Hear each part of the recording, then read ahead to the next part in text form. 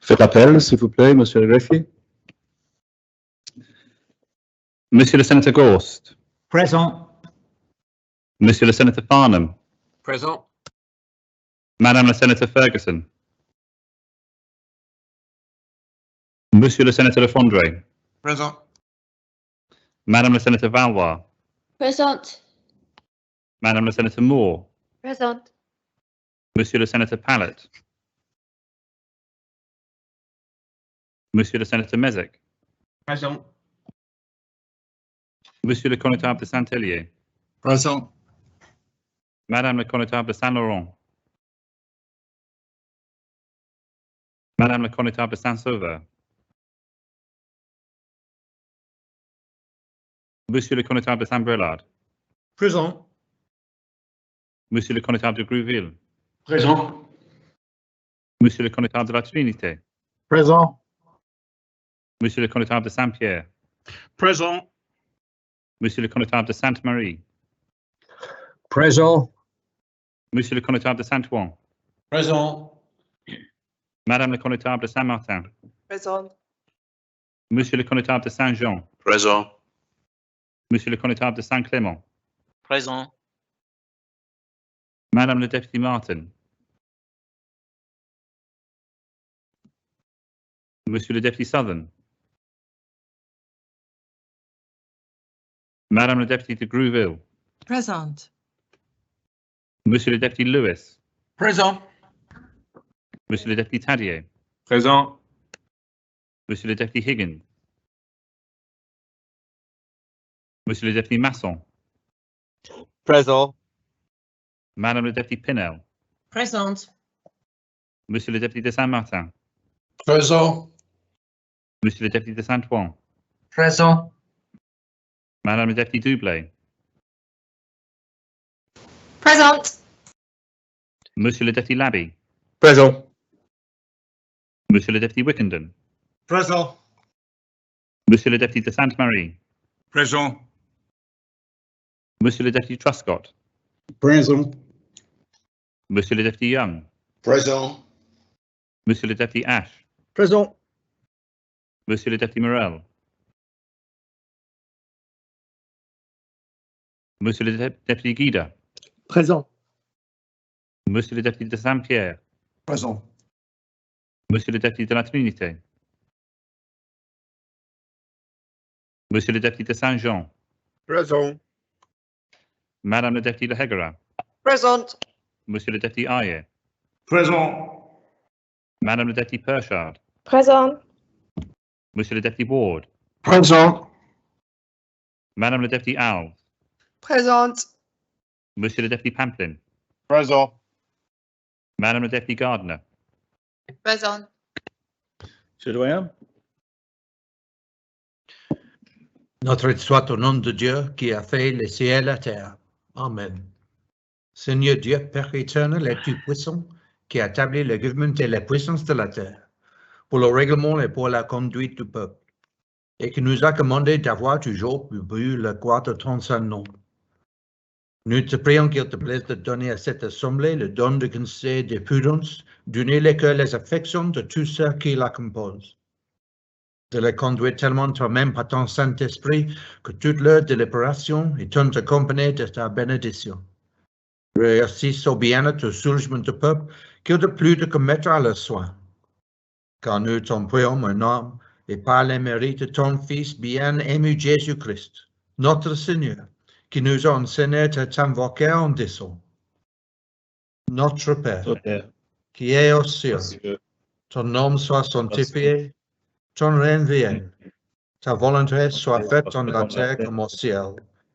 Donne-nous aujourd'hui notre pain quotidien, et nous pardonne nos offenses, comme nous pardonnons à ceux qui nous ont offensés. Et ne nous envoie pas en tentation, mais délivre-nous du mal. Car toi est le règne, la puissance et la gloire, au siècle des siècles. Amen.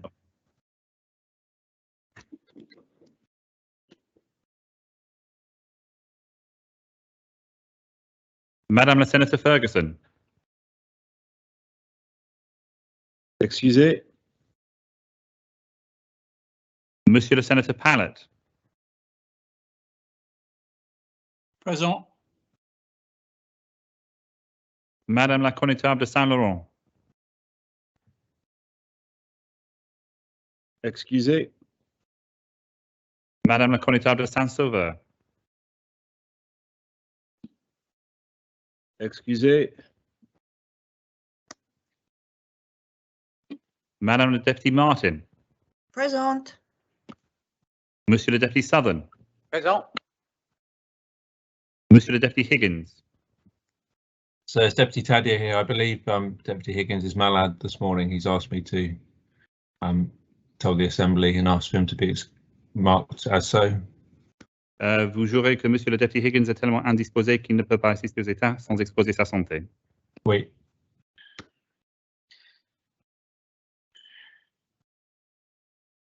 Monsieur le Deputy Morel. Présent. Monsieur le Deputy de la Trinité. Malade. Vous jurez que Monsieur le Deputy de la Trinité est tellement indisposé qu'il ne peut pas assister aux États sans exposer sa santé.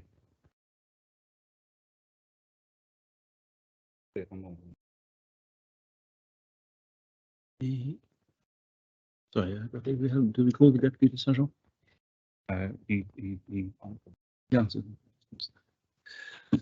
Les États sont constitués. We continue with the order of public business, and the first item to be dealt with is the changes to the objects and purpose of the Anne Alice Rayner Fund P92 lodged by the Minister for Treasury and Resources. I ask the greffier to read the citation.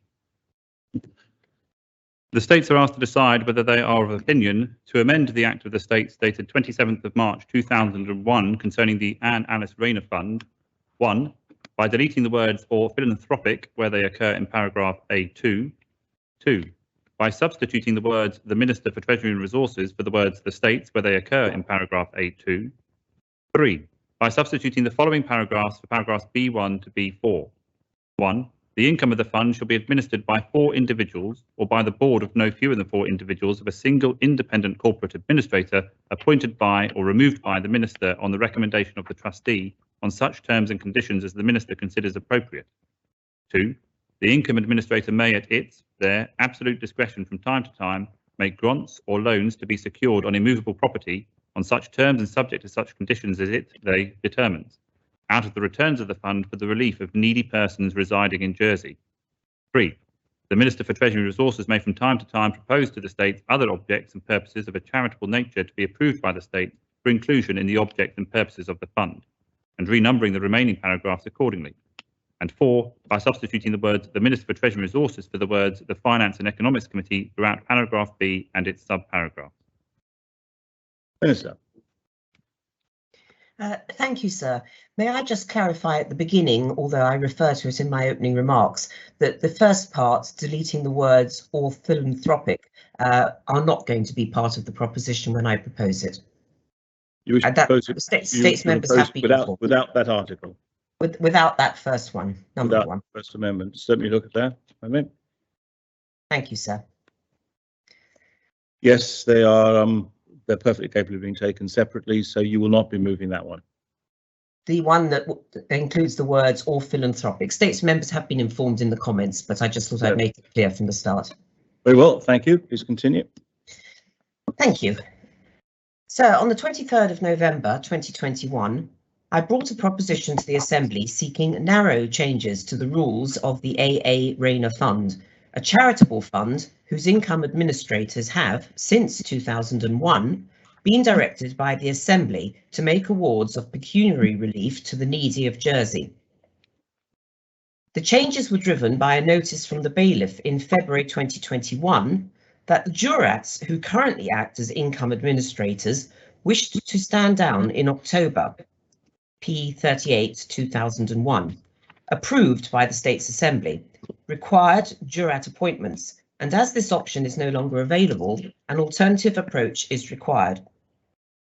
A new appointment is an urgent matter because without suitable income administrators in place, needy applicants to the funds cannot receive awards. Currently, there are approximately £100,000 of pending awards at a particularly difficult time.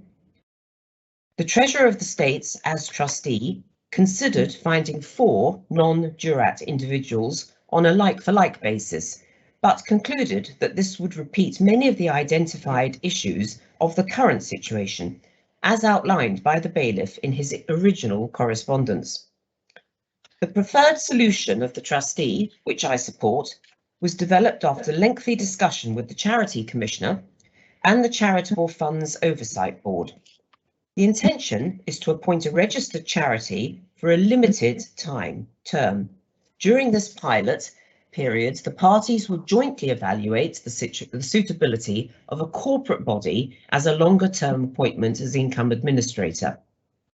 Hence, should the Assembly consent, my first appointment would be a registered charity, the Jersey Community Fund, the JCF, for an 18-month term. In my proposition, I have sought to explain the immediate advantages the appointment would bring. These can be outlined as follows. Firstly, the JCF are a known quantity who can start immediately. They are an experienced body with a demonstrated history of award making, already acting for the Lottery Fund and Jersey Reclaim Fund, amongst others. So, secondly, the JCF already have IT infrastructure designed around their role, being specific to the award of charitable money, and an integrated website to support an improved application process. Thirdly, an appointment of a body under the oversight of the Charity Commissioner improves the independent assurance of the proposed arrangements. It should be noted that the JCF are independent of the State's Assembly and are not reliant on Treasury officials for administrative support, which can sometimes blur the line in arm's length decision making. A further point is that a formal service legal agreement between the trustee and the JCF will be put in place, which allows for a clearer and more transparent demarcation of responsibilities. The key details of my proposition were that the word philanthropic would be removed from the fund's objects, so that the objects of the fund are more identifiably charitable, that the Minister for Treasury and Resources, on recommendation of the de facto trustee, the Treasurer of the State, may appoint and terminate the appointment of income administrators. 3, that such income administrators could be a corporate body, the underlying directors of which would be subject to the same conditions as the departing jurats. So my proposition was referenced back so that members could have more information on 2 specific points of detail. Members asked for more information on whether the JCF is permitted to make awards to individuals under its own objects and registration. I can report that the Charity Commissioner had already confirmed in writing to the Corporate Services Scrutiny Panel that he is satisfied this proposal can operate, and indeed his full response has been published by the panel. However, I hope members will allow me to explain the detail. The appointment of a registered charity requires the approval of the Charity Commissioner from 3 aspects. Firstly, he must be satisfied that the award objects of the fund being administered meet the public benefit test of the Charities Act, and therefore that it is appropriate for a registered charity to do the income administration. In other words, that the nature of the fund is charitable, providing support to the general public. Secondly, he must be satisfied that the specific registered charity is empowered under its own objects to make the awards required by the fund. Thirdly, he must also be satisfied that the role the registered charity undertakes is suitable in the most general sense, i.e. that it can operate with sufficient independence so that it can employ its skills and is not a mere processor under undue influence. So the Charity Commissioner has considered these points and is satisfied to allow the temporary appointment of the JCF for a pilot period of 18 months. This is because he sees merit in the approach being taken. However, he wants to be sure that such an appointment will be successful and appropriate in practice prior to giving his approval for a permanent appointment. On the basis that he is satisfied, he will then approve any remaining changes to the objects of the JCF that he may subsequently consider necessary to allow a permanent appointment, should that be desired by the trustee at that time. I hope that members are now reassured that the JCF is indeed technically able to perform the role for the intended 18-month period. Members should also take reassurance that the intended appointments has had a great deal of scrutiny by various relevant stakeholders. A related point that I would like to stress is that not only can the JCF make awards to individuals, it is suitable to do so. The JCF will continue the existing approach whereby the face of the AA Rayner Fund to applicants is the sponsor, be it a doctor, social worker, charity, or body such as Citizens Advice. This will maintain the approachability and reach of the current income administrators. However, either directly by its own expertise or by its links to other third sector parties, the JCF is better positioned to tackle the issues behind the applications. For instance, developing a more holistic solution to an individual's financial issues in conjunction with community savings or Citizens Advice, rather than simply providing finance for an immediate need. This is in addition to the other pragmatic benefits I outlined previously in terms of access to specialist software and resources generally. So the second point of the original reference back concerns whether there is any impact in removing the phrase philanthropic from the objects of the fund. For instance, the scrutiny panel cited concerns from a nursing union that this could preclude certain awards being made, such as the purchase of hospital equipment. It may be helpful at this juncture, as I said at the beginning, to remind members that previously in P38/2001, the objects of the fund were re-established as the provision of pecuniary relief to needy persons residing in Jersey and such other objects or purposes of a charitable or philanthropic nature as the states may hereafter in their absolute discretion determine. Sorry, I can hear an echo somewhere, sir. So can I. I'm not sure if it's in the chamber or not. No, I'm afraid I can't account for that, Minister, but it seems to have gone now. So if you could continue. Thank you, sir. In approving P38/2001, the Assembly removed two previous objects for promoting the happiness and comfort of the inmates of the Poor Law Department of the General Hospital, and for the provision of up-to-date equipment for the treatment of patients at the said hospital. Hence, removal of the term philanthropic now would not create the issues that were raised because the purchase of hospital equipment is already outside of the amended objects. Neither would the removal have any significant impact on the ability of the Assembly to change the objects again at a later stage if it wishes. My reason for removing the term philanthropic was to better reflect that past changes in the fund's orientation and make it clearer that its current purposes are charitable. However, I recognise that this point did cause significant concern in the original debate, and therefore, in the interests of securing the urgently needed changes, I am not going to ask the Assembly to consider part 1 of the proposition today. Withdrawing this change will not prevent the intended appointment. The Charity Commissioner has confirmed that his consent to allow a pilot appointment will not be withdrawn should we leave the phrase in. Ultimately, he will take his view on the public interest test from awards made in practice over the course of the pilot, which do not need to change in nature from those made now. So I trust that the explanations I have offered give significant information about the 2 points of the reference back. Importantly, there were several other general points raised in the debate, and I have sought to answer them in detail by publishing formal comments to members in December. These comments confirm to members that there is no effect on trustee roles or roles under the Public Finance Law or points that may arise out of the separate office of the Public Trustee Consultation. I gave more detail on the significant scrutiny that the proposals have received to date, and I outlined how the reform will improve public access to the fund.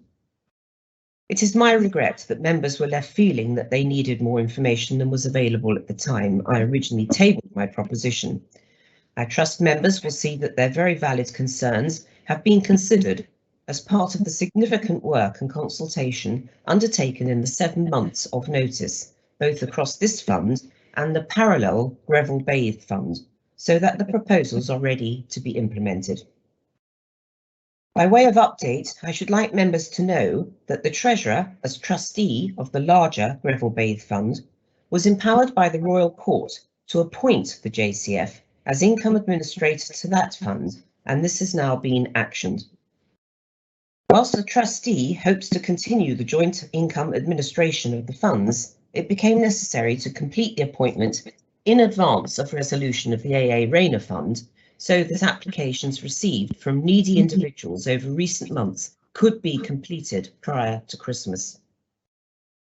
So I believe members now have all the information they need to consider and approve these changes, which, in the simplest terms, allow the appointment of one set of income administrators in place of another. Sir, I make the proposition. Thank you, Minister. Is the proposition seconded? Yes, sir. Yes, sir. Yes, sir. Yes, sir. Point of clarification, Deputy Ward. If the minister will Sir, if the minister will give way. Yes, of course. I did say at the end. Yes, sir. Yes, Sorry, Deputy. thank you. Sorry, thanks, Minister, for that. I did say at the end because I know it's a pain when your speeches are interrupted.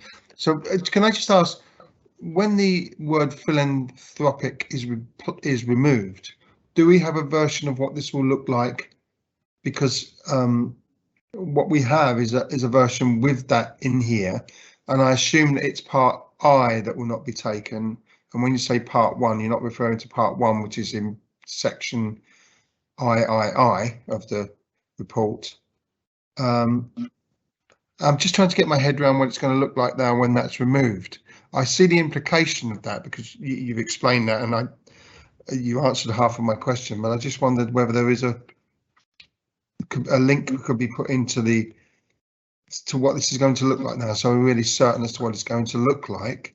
Are you asking? Can I ask, Deputy? Are you asking what the proposition will look like without paragraph 1 in it? Because that probably is entirely straightforward. Or are you asking what the fund instrument will look like without that word left in? Yeah, thank you. So yes, that's probably clearer, because we were effectively looking at this with that word removed, but I suppose we just go back to the old version of it.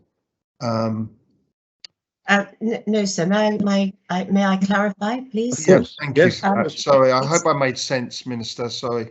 The word is not going to be removed now, because that was the question that was raised last time. Why would we remove it? So when I mentioned at the very start, it's the first Latin one of the proposition, not the part 3, which is detailed into numerals 1, 2 and 3. It's the part 1 by deleting the words or philanthropic where they occur in the paragraph. We're not now, that's been removed from the proposition. Thank you. So We're not deleting the word philanthropic. Yeah, thank you, sir. I think I've got it right in my head now. Thank you, sir. I think, Deputy, if it assists you further, if one looks at the report immediately following the proposition, the objects of the fund are set out under paragraph A. And if the Minister had been moving part 1 of her proposition, the words or philanthropic would have been removed, but these are remaining in. So it's as it's written there, A2. Thank you, sir. That helps a lot. Thank you. Much. Senator Moore. Thank you, sir. The panel, the Corporate Services panel, was grateful to the Assembly for supporting its call for further clarification on the lodged proposition.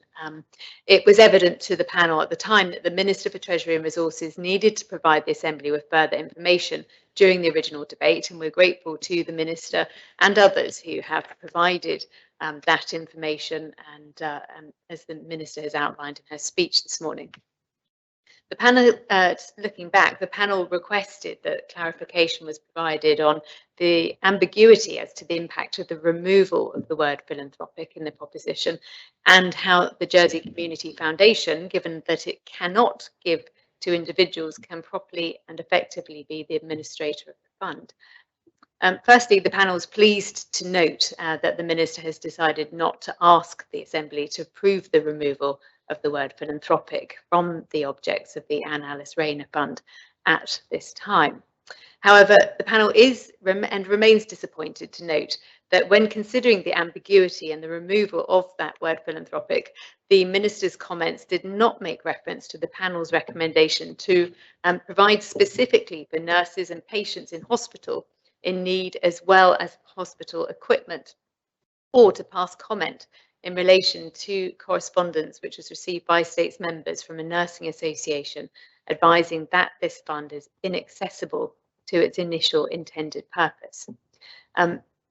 Although the Minister has indicated that through P38 of 2001, the Assembly acknowledged that the 1952 obligations towards hospital and equipment spend had effectively finished, and that since the purpose of the fund has been to make awards to the needy, the panel has consistently advised that modernisation of hospital equipment may be needed in the future, and the fund should still be open for applications in this respect.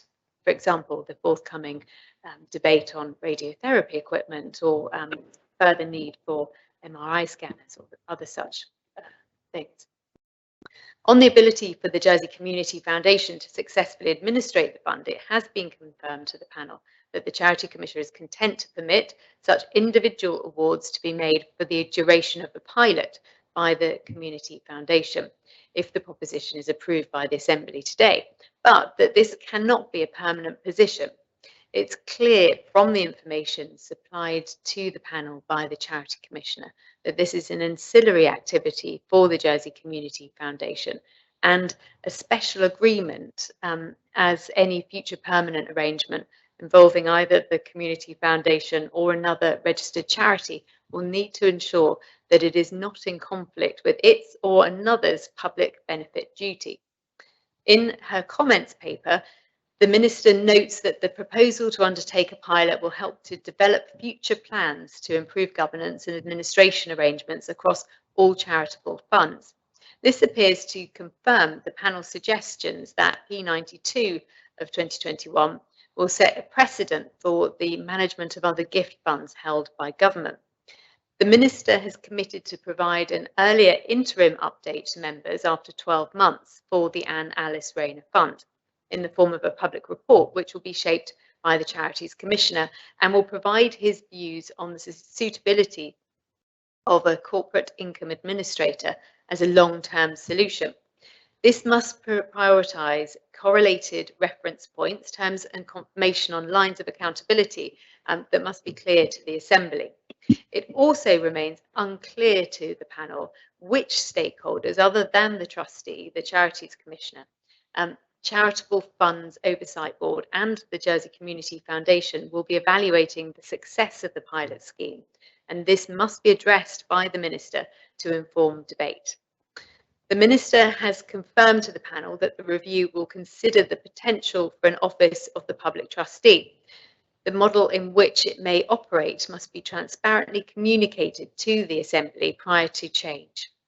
The panel notes that the consultation process in relation to this specific component will be forthcoming before the end of the 18-month pilot programme, and would suggest that the Minister commits to providing an update on the Office of the Public Trustee consultation as part of the 12-month interim update, which will be reported to the Assembly. Given that the Charities Jersey law was established in 2014, sir, and the Jurats gave significant notice of their intended departure, as the Minister explained in her speech, the panel continues to find it concerning that a strategic, transparent, long-term solution has not been brought to the Assembly for debate today. The proposition doesn't meet proper requirements or deal with the management of funds for charitable purpose effectively. It provides a sticking plaster and it is evident that she has not engaged proactively with important stakeholders, which is disappointing and leaves unanswered questions. That being said, we are content to adopt this proposition minus Roman numeral 1 today, but I guess if we were marking this work, sir, it would be could do better. Thank you. Very much. Does any other member wish to speak on the proposition? If no other, a question, Connitab. So there's no room for a question. You'd like to speak? I meant to speak, sir. Very well. Connitab and Brillard. Thank you, sir. And just very briefly, referring to the final paragraph of the proposition with regard to costs, the suggestion is that costs of the pilot administrators will be recharged to the funds concerned. It does concern me, sir, that these things can run away, and I would like to see a cap on that, or some indication to members what those costs might be. I wouldn't wish to see the principal fund depleted by ongoing costs. Thank you, sir. Thank you very much, Connitab. Does any other member wish to speak on the proposition?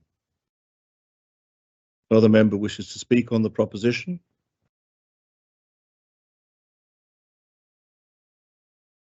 Then I close the debate and call upon the Minister to respond.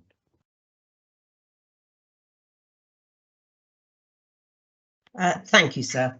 I thank the chair of the scrutiny panel for her comments, and had hoped that we had answered many of the scrutiny questions in our comments to them. And the whole idea of having a pilot scheme and reporting back after 12 months is so that we can inform the Assembly of progress, which is overseen by the Charities Commissioner, of course, and also that there's still 6 months to address any problems that might have been brought forward in the review. So there will be huge amount of oversight of the first 12 months of the administration of the Anne Alice Rayner Fund. It is a pilot programme, it is securely overseen, and in answer to the Connétable of St Brelard, the costs, I absolutely see where he's coming from. The Treasurer, as trustee, is the accountable officer and will ensure that costs are regulated. So with that, I propose the proposition, sir. Very much. I ask the greffier to put a vote into the link. Whilst that's happening, I saw an indication from Deputy Ward that you wish to speak. I'm afraid that came in after the debate had been closed, Deputy. To be honest, sir, I'm having what's known as an IT disaster today, so I'm having to reboot everything. So I think it's the let's blame it on the internet, sir. Thank you. Well, we'll do that. But Deputy, if you wish to intervene and you don't think you're going to be called, when I begin to say then I close the debate, you might want to interject. So Okay, thank you, sir. You want to speak. Yeah, of course. Thank you. Very well. I'm not encouraging that from members in general. It's understood. I ask the greffier to place a vote into the link, and I open the voting and ask members to vote.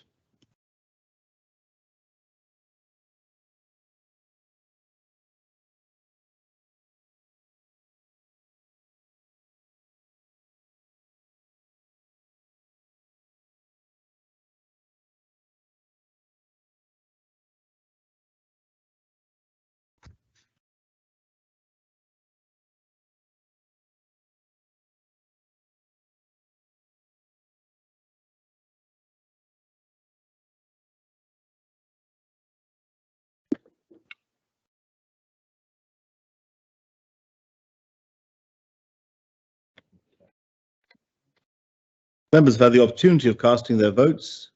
Some of us haven't, sir. May I record my vote for? Poor, yes, certainly. Then I ask the greffier to close the voting.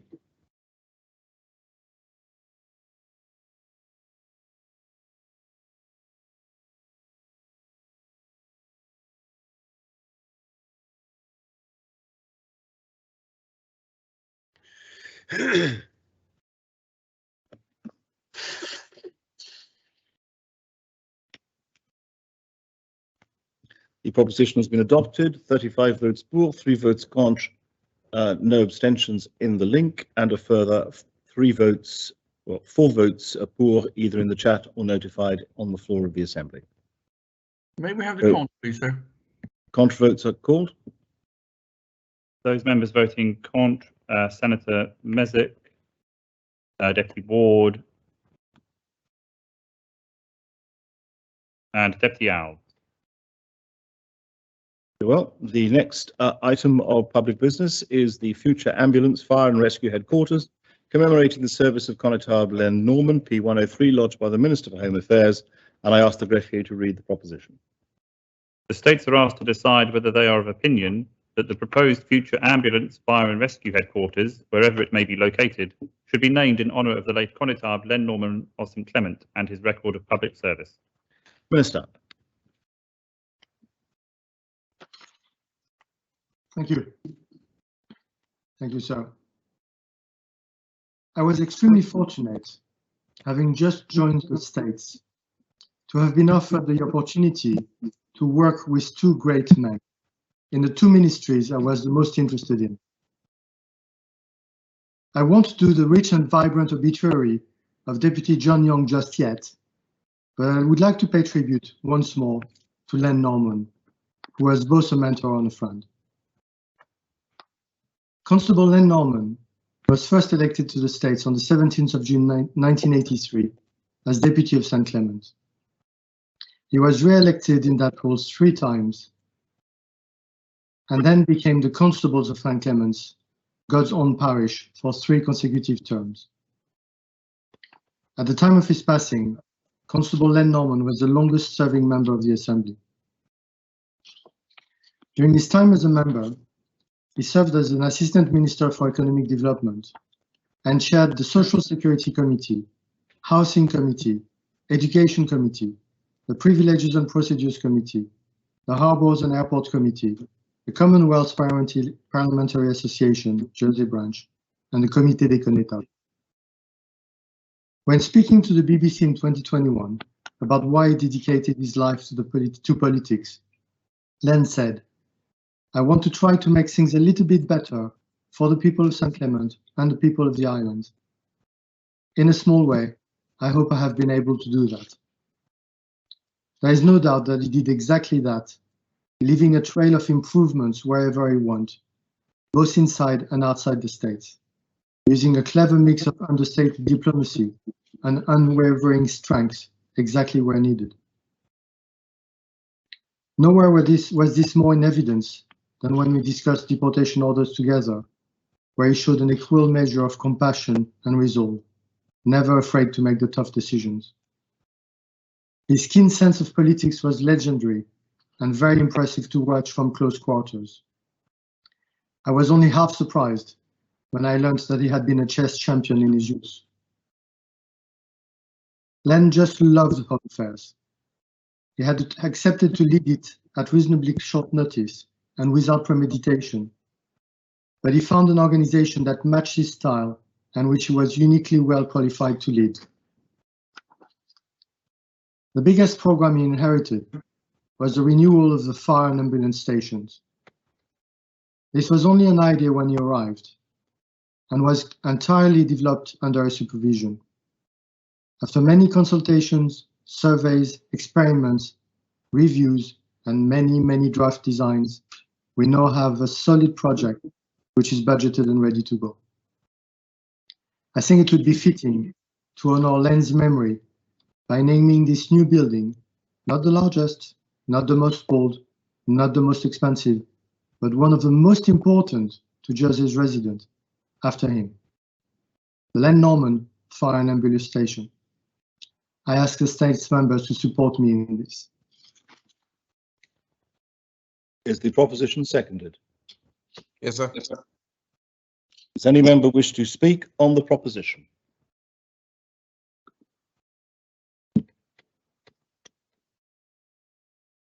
If no member wishes to speak on the proposition, no member wishes. Deputy Lehegra. Thank you, sir. It is difficult for me today because I will not be supporting this proposition. This has nothing to do with Constable Len Norman. I had a lot of respect for him and in fact voted for him when he took the senatorial elections. I think he's done the island proud and I think he's looked after his parishioners well. However, I'm not a supporter of naming buildings or places after people. I'm not a supporter of statues. So for me, this is very, very difficult because I have to stick with the principle that I feel this is not the right decision. I think there is maybe a better or more different way that we could honour Len Norman than naming him or naming a building after him. So it is with regret, sir, that I cannot support this proposition, and it makes me very sad. Thank you, sir. Yep. Does any other member wish to speak on the proposition?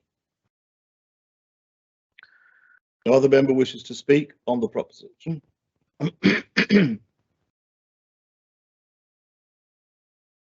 Then I close the debate and call upon Deputy Guida to respond.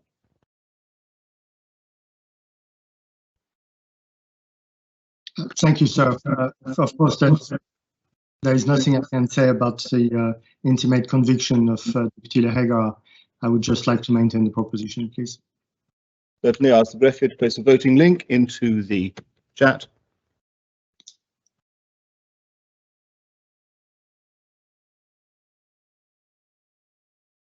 Sir, Constable Troy here. I cannot get a voting link, nor can I get into the chat. We'll just wait until I open the voting and then you can indicate it. Thank you. Open the voting, ask members to vote. Connétable of St Clement, you wish to register a vote? Yes, I wish to register for, please. Very well.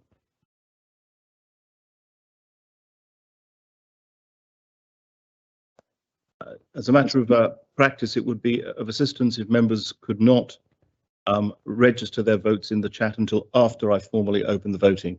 Otherwise, it's not always easy to see. But I've noted Connétable of St Saviour, Deputy Masson, and the Connétable of St Helier so far.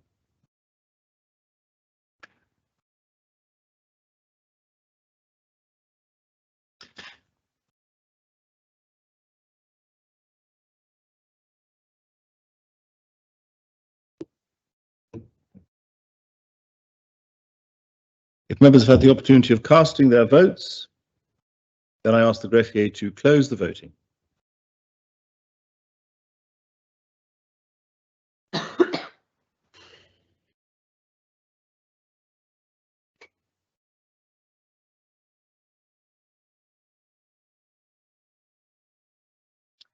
The proposition has been adopted. 36 votes pour, 1 vote contre, no abstention in the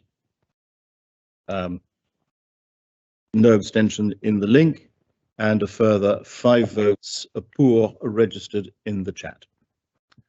Yes, very well. The next item of public business is the Draft Financial Services Commission Amendment Number 8 Jersey Law P104, lodged by the Minister of External Relations and Financial Services, and I ask the greffier to read the citation. Draft Financial Services Commission Amendment Number 8 Jersey Law 2000, a law to amend further the Financial Services Commission Jersey Law 1998. The states, subject to the sanction of Her Most Excellent Majesty and Council, have adopted the following law. Deputy Head, I have here speak before it starts. I'm not sure what that refers. I want to, sir, declare that potentially this could be of interest to me. Conflict of interest. Well, what is the nature of that conflict of interest then? Sir, my husband is a money laundering reporting officer in a financial institution. This law change will bring that role into the remit of key persons, and therefore will be a possibility of civil penalties. So therefore, ultimately, although this would not be of financial benefits to me, it could potentially be a detriment to me. And I just wanted to raise that to ensure that I wasn't conflicted. Thank you. Yes, it's not a direct financial interest, and I think it's almost certainly one that you would hold in common with a number of other people, although it would be difficult to say how many those people would be. So bear with me for a moment.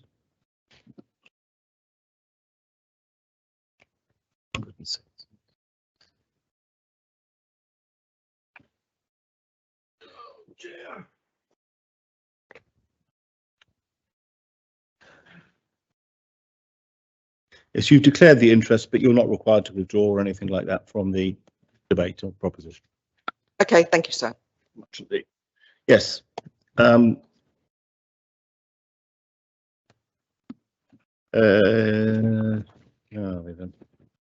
Yes, Minister.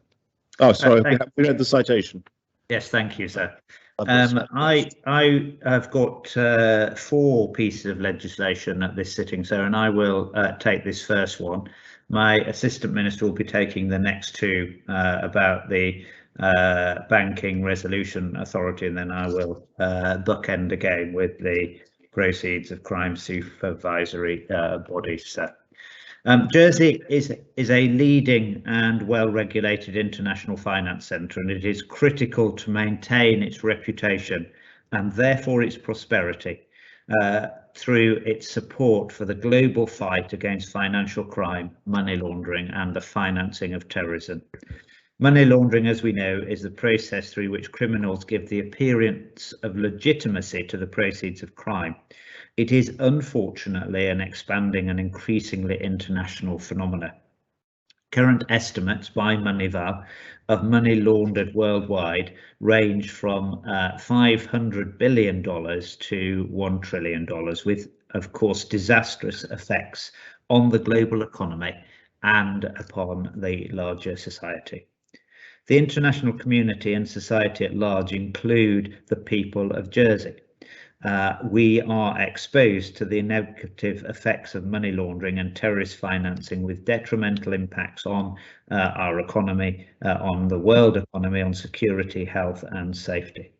But in order to prevent these negative economic, security and social consequences as far as possible, we in Jersey's government have made several critical commitments to combat financial crime and illicit finance, whilst protecting the integrity of the international financial system from misuse. These efforts are based on the standards developed by the Financial Action Task Force, the FATF, because it is the global money laundering and terrorist financing watchdog. The intergovernmental body sets international standards that aim to prevent these illegal activities and the harm they cause to society. The FATF have developed and revised 40 recommendations which ensure a coordinated global response to prevent organised crime, corruption and terrorism, and more than 200 countries and jurisdictions, including us, committed to implementing the recommendation.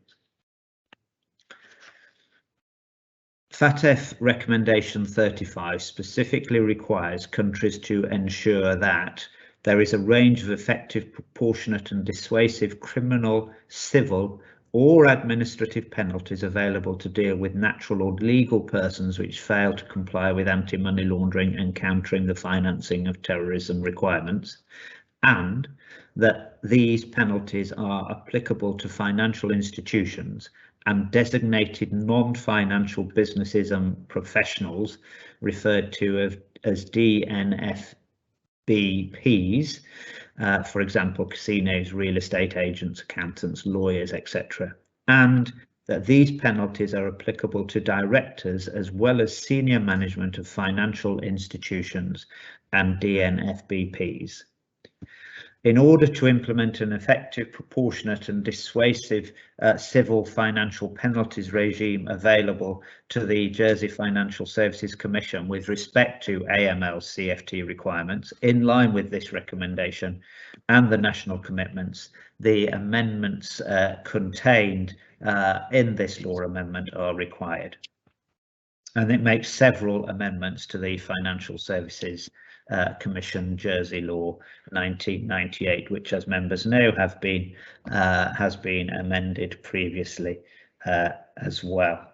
Under the current provisions of the JFSC law, the Commission can only impose a financial penalty for contraventions of the codes of practice whereas this amendment means that the Commission will be able to impose financial penalties for significant and material contraventions of the Money Laundering Jersey Order 2008. That means, of course, that if the states approve this amendment today, then I will go and amend the Money Laundering Order as well. This amendment looks to extend the existing civil financial penalties regime already available to the Commission to deal with natural or legal persons which fail to comply with anti-money laundering and countering the financing of terrorism requirements, and that the regime is applicable to financial institutions as well as I've said to designated non-financial businesses and professionals and to their senior management, including principal and key persons. It was in 2015, or the amendment number 6, that granted the Commission power to impose civil penalties.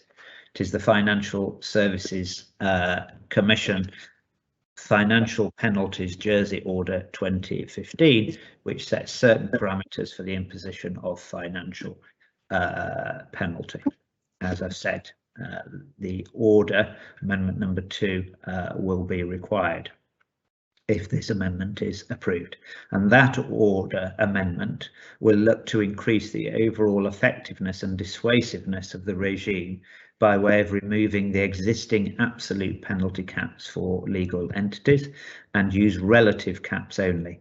Thus, any future financial penalty will be limited to a maximum of 8% of the entity's annual average turnover. This also removes a potential disadvantage for smaller firms with regards to enforcement outcomes. Moreover, the calculation base for financial penalties moves from the contravening entity's relevant income to its turnover, and the order amendment thus also introduces a definition of turnover. Combination of these amendments and the order amendment will increase the overall effectiveness, proportionality and dissuasiveness of the existing civil financial penalties regime.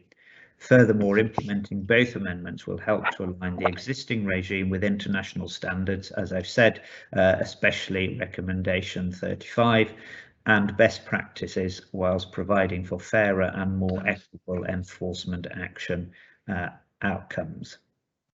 Both amendments have been subject to extensive consultations with the Commission and with representatives from the finance industry, including Jersey Finance.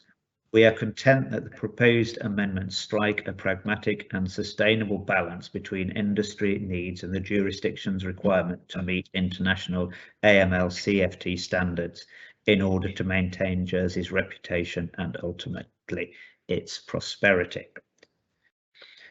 Members will be aware, sir, and I know that my scrutiny panel are, and I'm grateful for their engagement that they have provided in this regard, that we will be expecting an on-site visit by Moneyval in 2023. And there are a number of legislative amendments and changes which will need to be brought forward prior to that.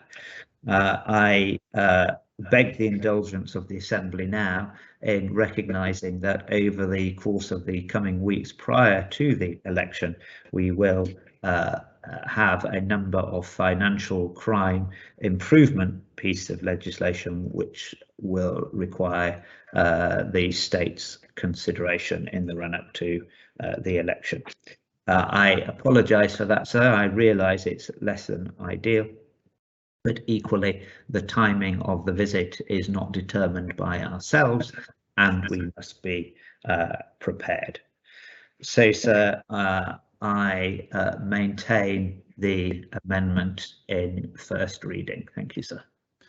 Thank you very much indeed. Minister, is it seconded for first reading? Yes, sir. Deputy of St Mary. Thank you, sir. The Economic and International Affairs Scrutiny Panel had a briefing on this and other related instruments from the department, for which we are grateful. Following on from that, we sought clarification on the number of matters, and I hope members will have had the opportunity to have seen our comments paper on the matter. As the Minister said, the forthcoming Moneyval inspection is of concern to us all, and the panel, like all other members, I'm sure, appreciate our need to have all necessary regulations in place to satisfy them. We have, as I say, so the panel has considered the proposition, has made various comments, and I think I can no better than refer to our concluding paragraph in our comments paper, which says that we do accept the Minister's conclusion that they strike a pragmatic and sustainable balance between industry needs and the island's requirements to meet those international commitments. The panel therefore will be supporting the proposition, and I hope other members will do likewise. Thanks, sir. Very much indeed. Deputy Morell. Thank you, sir. It's really to ask a question of the Minister, whilst fully appreciating the motivation for this proposition is to fulfil the requirements set down by FATF and Moneyval. I was wondering if the Minister, particularly in regard to the extension of civil penalties to officers, to a wider range of employees in any given company, if any thought had been given to the possibility that this will drive wage inflation within the industry, within particularly financial services, but also those non-financial related industries that fall under the anti-money laundering order. Because naturally, when somebody finds out that they now potentially run the risk of civil prosecution, so to speak, or a greater likelihood of criminal prosecution, people see that as extra responsibility and require greater wages as a result. I'll be very keen to understand if the Minister has done any research in this area. Thank you, sir. Very much. Deputy Young, do you have a question for the Attorney General? Yes, sir. I noticed in the human rights statement at the beginning, it seems to be quite an important principle that I think Deputy Morell was touched on, where what we are doing here is extending civil penalties into employees rather than principals, employees of people running financial services businesses. And of course, the issue, I've always seen money laundering issues as a matter of criminality. And therefore, of course, that one is fully aware of the safeguards that exist when in the event of criminal prosecutions. But here we've got the imposition of civil penalties.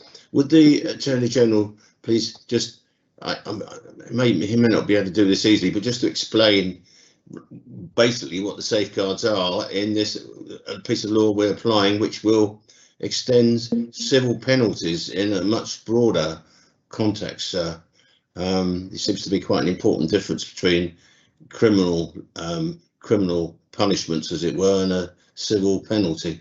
Thank you, sir. Mr. Attorney, are you able to assist immediately, or would you like a little time? Sir, I can. I think I can assist immediately. Thank you. Please do. So civil penalties, as the Minister's rightly said, are different from a criminal prosecution. For example, the burden of proof is a lesser burden of proof. It would be on the civil standard of balanced probabilities rather than the criminal standard of beyond reasonable doubt. But nevertheless, there will be safeguards for persons who are the subject of a civil penalty procedure. The JFSC is used to dealing with civil penalties in another context, and it has a publicly published process for that regime. Persons are entitled to the assistance of a lawyer in preparing their response to a civil penalty procedure, and most importantly, there is a right of appeal from any civil penalty to the Royal Court, and so that is a very important safeguard. And as the human rights notes explain, that is sufficient in itself for the law to be compliant with the ECHR. So I hope that brief explanation assists the Minister with his concerns. Thank you, sir. Very, very clear, and I'm grateful for seeing that on the record. Thank you. Very much indeed. Conor Thompson more. Thank you, sir. I'm sure it'll come as no shock to members that I will, of course, be supporting my Minister in this, but I just want to make a couple of comments which to add some context to this. As members will know, we've been working very hard behind the scenes to ensure that we pass the money value assessment, and indeed a significant amount of funding was allocated in the most recent government plan. And of course, our department remains 100% committed to meeting international standards. I think to say the outcome of not meeting this or failing this money value assessment could have a devastating effect on our economy. Recent research by the IMF suggests that jurisdictions which are listed by FATF on their so-called grey list could lose on average about 7.5% of their capital inflows. And it's fair to assume that for an economy which is heavily reliant on financial services, this number could indeed be higher. This is a realistic possibility for as we've seen with other countries that haven't met the bar, so to speak. Cayman was recently grey listed by the FATF last year, and has recently been added to the EU's list of high-risk third countries. And this is not good news for Cayman, as it would make it much more difficult and costly for EU institutions to invest in Cayman structures. And we're already seeing an example of investment funds leaving Cayman for this reason. And it's not just Malta, just Cayman that's had this problem. Malta was also grey listed by FATF in June last year. Only 3 months later, one of the big four accountancy firms published in the 17th edition of its annual Malta Attractiveness Survey, which measures the island's attractiveness to foreign investors. And the result was staggering. The attractiveness index plummeted from 62% in 2020 down to 37% in 2021. In addition, we are aware that a number of businesses have already revoked their licenses in order to leave the jurisdiction. I'm not making this point to scare members. I just want to put some context on what we're trying to do in financial services to pass the bar of the money value forthcoming inspection, which is absolutely crucial for our island's prosperity and reputation. So I would urge you, along with the Minister, to support this proposition today, please. Thank you. Very much. Does any other member wish to speak on the principles? No other member wishes to speak on the principles.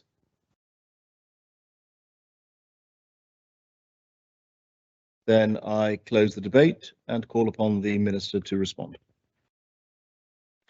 Thank you, sir, and I'm start by saying I'm grateful to the Attorney General for dealing with the question from the Minister for the Environment in a clear way, and of course mindful, as my Assistant Minister reminded us, that it's absolutely imperative that we are prepared, not only from a legislative point of view, but also right across the authorities which are involved in ensuring that we're not used for money laundering and financing of terrorism, that we can show that we have effective safeguards in place in action as well as in legislation, and this we see from civil penalties previously issued that they are working, and this is a reasonable and proportionate approach to extending that provision. And we have consulted widely with industry. We even had a town hall, difficult to do in these COVID times, sir, but we did. And there has been divided opinion, as one would expect, but we have made amendments to the legislation to make sure that what is proposed is proportionate. So I come, sir, to the question from the Assistant Minister for the Economy, And as he knows, wage inflation for skilled employees is already a challenge right across the economy, and that is no different in financial services. And some of the consultation responses that we had to this piece of legislation raised exactly that point, that we already are finding it difficult in our island to retain and recruit good compliance people, good money laundering officers. We recognise that this will not make that situation any easier, and in all likelihood will aggravate it. But that is not sufficient reason for us to not amend our defences against using Jersey for the purposes of money laundering or financing of terrorism, because, as the Assistant Minister reminded us, the possibility of not passing this test, as it were, and not showing ourselves to continue to be in the very highest quartile of International Finance Centre would have a far more detrimental economic effect to businesses and to the future prosperity of the wider community. So the concerns that the Assistant Minister are raising are valid concerns. We are seeing those difficulties right now, and I, together with my officials, are working with Jersey Finance and right across industry to develop measures to support in this regard. There don't appear to be any easy solutions, so it will be an issue which will be the case for the present time, but we do need to work together to ensure in the medium term that we help to alleviate some of these issues, and that is through the skills training, be that through SIPES. We're working with the Jersey Financial Services Commission as well, because I think they have an important role to play in upskilling right across our community. And I think there is also, of course, an element of technology that can help in this shortage of skilled staff as well. So despite that, I still fundamentally believe that this enhancement to our defences is proportionate and appropriate. And as I say, sir, I ask members to support this amendment in the first reading. Thank you, sir. Thank you very much. So I ask the referee to place a voting link into the chat. I open the voting and ask members to vote.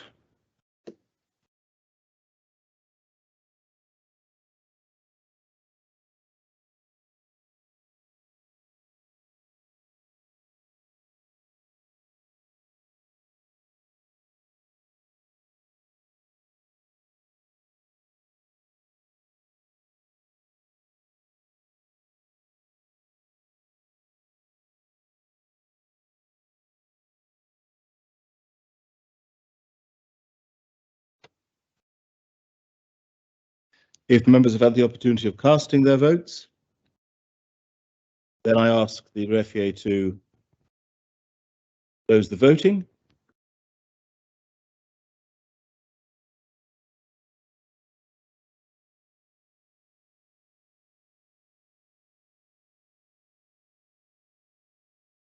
The principles have been adopted. 39 votes pour, no votes contre, no abstentions in the link, and a further 4 votes pour in the chat.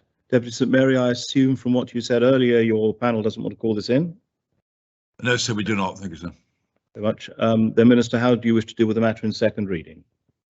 Thank you, sir. Yes, I will take the articles en bloc. They are straightforward, as members have indicated their good understanding of what this amendment entails. So I won't speak to the articles at this point, but I'll endeavour to answer any questions that may arise. Thank you, sir. Are the articles seconded for second reading? Yes, sir. Does any member wish to speak in second reading? No member wishes to speak in second reading.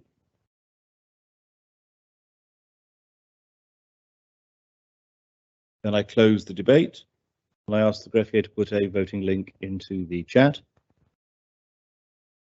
Open the voting and ask members to vote.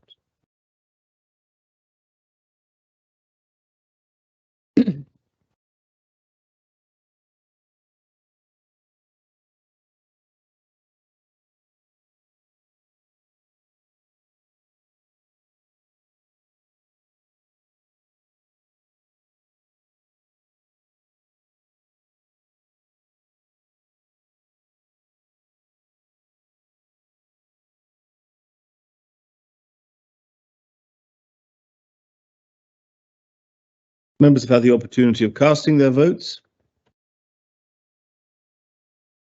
I ask the greffier to close the voting.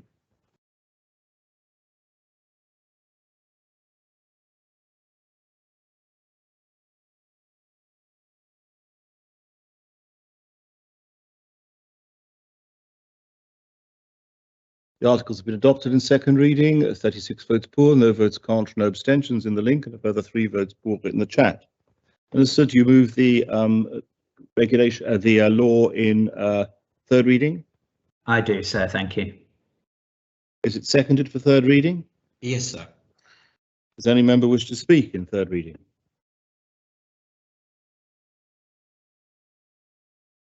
No member wishes to speak in third reading? Then I close the debate and ask the greffier to place a vote into the link.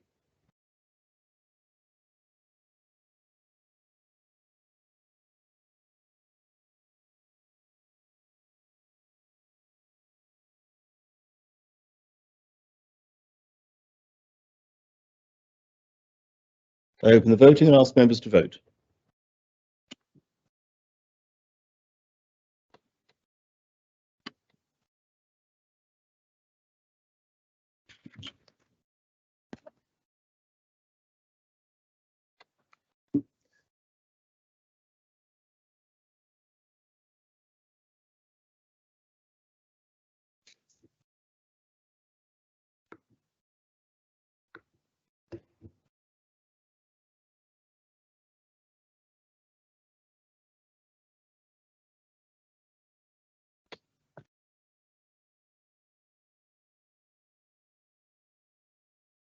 If members have had the opportunity of casting their votes,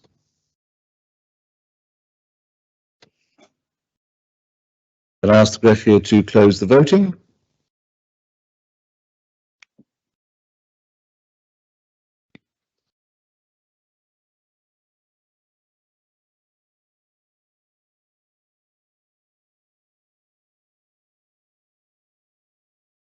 The law has been adopted in third reading, 36 votes for, no votes contra, no abstention in the link, and a further 5 votes for in the chat.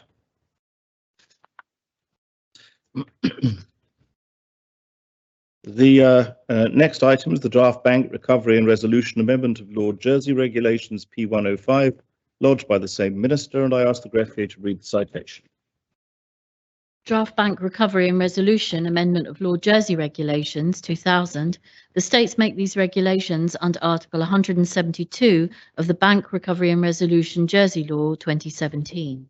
Minister, I can't recall who you said was going to act as rapporteur. My Assistant Minister, sir, the Connétable of St Warren, please, for this one and the next item. Thank you. Thank you very much. Connétable of St Warren. Thank you, sir. So when the financial crisis broke in 2008, like most jurisdictions, Jersey did not have a formal regime for dealing with failing banks. Most of the actions that ensued were taken in large jurisdictions where the banks had failed, were headquartered, notably consisting of bailouts in the UK. Since then, Jersey, like other jurisdictions, has developed a bank resolution regime to address this gap. The Jersey resolution regime provides tools needed to allow banks to fail in an orderly way, minimising the risks to their customers and Jersey taxpayers. So the Bank Recovery and Resolution Law Jersey 2017 was adopted by the states on the 14th of February 2017.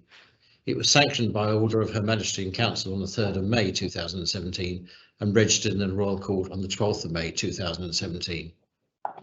The reason for the implementation of the new law is set out in detail in the report attached to P134, which I will summarise shortly. It establishes authority to limit the risk of bank failure called the Jersey Resolution Authority. Should members adopt this proposition, which proposes a technical amendment to the law, I will then bring forward P106/2021, which is the Commencement Act, to bring the law into force on the 31st of January of this year. I will now move to the specific amendment to this proposition. However, before moving to the amendment, I think it may be helpful to explain the background to the Bank Recovery Resolution Jersey law. As I said, the Commencement Act is the next item on the order paper after this one. Following the financial crisis, the G20 formed the Financial Stability Board, which went on to formulate and publish its key attributes for effective resolution regimes for financial institutions. Within this framework, many jurisdictions have implemented resolution regimes which provide tools for dealing with a bank in financial difficulty. So the law draws mainly from the EU's Bank Recovery and Resolution Directive and is aligned with the UK approach. The law has been drafted with the aim of ensuring that Jersey is sufficiently well equipped to be able to assist a foreign jurisdiction in respect of a resolution action being taken on a bank conducting business in Jersey, and to deal with a scenario in which a bank in Jersey were to fail and local powers would be needed to resolve the Jersey business of the bank in question. So the law provides for the creation of a Jersey Resolution Authority, which is needed in order to carry out the various functions of a public body under the law. The Jersey Resolution Authority will work with banks to create resolution plans outlining steps that will be taken should the bank get into difficulty. This is based on information provided to the authority by banks and in coordination with third country regulators, and in particular the Bank of England. In the years since the law was adopted in 2017, a number of different approaches to implementing it have been explored. There are also a number of potential structures for the Jersey Resolution Authority, which broadly sit between operational independence and cost effectiveness. Operational independence is a key principle for effective resolution authority, operating independently from the Jersey Financial Service supervisory decisions and not accountable for any real or perceived supervisory actions that may occur in advance of a bank failure. However, in a small jurisdiction like ours, cost effectiveness is also vital. So it is proposed to establish an independent Jersey Resolution Authority whose core operational functions include the employment of staff that takes place within the Jersey Financial Services Commission. The internal governance, payroll, HR and so on would all operate within the existing JFSC structure. However, the decision-making in relation to bank resolution matters and the ultimate responsibility for the authority's functions would sit with the authority. This assembly has been given notice by the Minister for External Relations and Financial Services with the intention to appoint Mike Mitchell to the chair of the authority via R116/2021. Subsequently, the States has been given notice of the Minister's intention to appoint Catherine Hutchins, Monique O'Keefe and Jill Britton to be members of the authority in R173. Monique O'Keefe and Jill Britton are currently Vice Chair and Director General of the JFSC respectively. So the law currently as drafted requires a representative of the Minister to sit on the board. However, in order to preserve the independent decision making of the authority, it is proposed to remove this requirement, which will be done by ministerial order. This is in line with international norms. It is worth noting that many jurisdictions have established their bank resolution authority within a central bank or securities regulator, such as the JFSC. This is in line with the key attributes for effective resolution from the Global Financial Stability Board. In normal times, the proposed model would act much like this, with the JFSC sitting alongside JFSC bank supervisors. However, in a small jurisdiction, when dealing with matters such as as serious as a bank failure, which could affect each and every one of us and the reputation of the island, independent decision making is important. Members should be assured that the cost of the authority will be funded solely by the banks and not the taxpayer. The authority designate under the chair designate of Mike Mitchell have agreed a fees model which has been consulted on publicly and responded to by the Jersey Bankers Association. Many preparations have been taking place to establish the authority on the 31st of January 2022, and I should like to thank those colleagues at the JFSC and the designate members of the Jersey Resolution Authority for their efforts. And I'm also grateful to Deputy Johnson's Economic and International Affairs Scrutiny Panel for their engagement, which has been extremely helpful. So I'd like to move now to the amendment specifically. In summary, this proposition allows for a short delay to the provision of the law, which banks would not legally be able to comply with from the 31st of January 2022, the date the law is planned to come in force. So the issue concerns contractual recognition of bail-in. Bail-in is a tool developed by policymakers to provide relief to a financial institution on the verge of failing. It requires that creditors of banks write down their debt, in turn reducing the risk that taxpayers' funds will be called on to support the bank. In a number of respects, bail-in is the opposite of a taxpayer bailout. The bank's creditors are requested to support the bank rather than a bailout being requested from the taxpayer. Article 72 of the law requires banks to contractually recognise the possibility that instruments may be converted via bail-in in their legal agreement with investors. As the majority of banks are part of international groups headquartered in large jurisdictions with sophisticated resolution and net frameworks, they will have to a significant extent comply with the principle of the article. However, to fully comply, they need to have worked with the Resolution Authority to agree the exact requirements that should be reflected in those legal contracts. As such, were Article 72 to come into force at the same time as the rest of the law, banks would immediately find themselves in breach of the strict requirements of the article through no fault of their own. This proposition therefore proposes to amend Article 72 so that it can be brought into force at a later date, at a date later than the date on the law comes into force. This date will be set by order of the Minister for External Relations and Financial Services. This order and the accompanying date will be developed on the advice of the Jersey Resolution Authority, having worked with each bank in Jersey. Notice will be given to the Jersey Bankers Association and this Assembly in the usual manner. So I move the principles. Thank you very much. Constable, the principle seconded. Yes, sir. Thank you. Thank you, Deputy St Mary. Thank you, sir. Just to confirm that, as the Assistant Minister said, we have engaged with his department on this matter. I do not think we can add very much to what's already been said, and we support the proposition. Thank you, sir. Does any other member wish to speak on the principles? Deputy Morell. Thank you, sir. I would just be grateful if the Assistant Minister could. Oh, I apologise. I'm speaking ahead of myself. Sorry, sir. I'll withdraw my request to speak. Right. Does any other member wish to speak on the principles? No other member wishes to speak on the principles? Then I call on the Constable St Mont to respond. Thank you, sir, and I'd just like to thank Deputy Johnson and his panel for their engagement on this, which as always has been very helpful. And I look forward to hearing Deputy Morell's question as and when he asks it, sir. So I ask for the appel, please. It's for recall that Constable St Mont, there is no such person as Deputy Johnson. There's the Deputy of St Mary. I apologise, sir. Not at all. And I ask the greffier to place a vote into the link.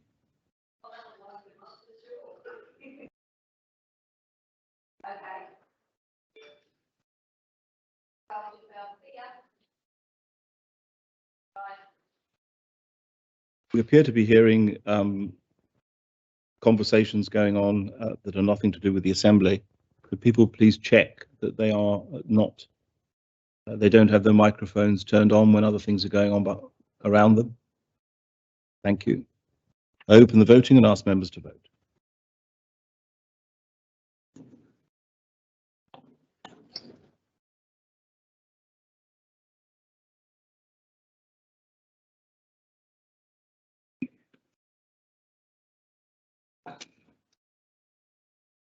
Members have had the opportunity of casting their votes. Then I ask the greffier to close the voting.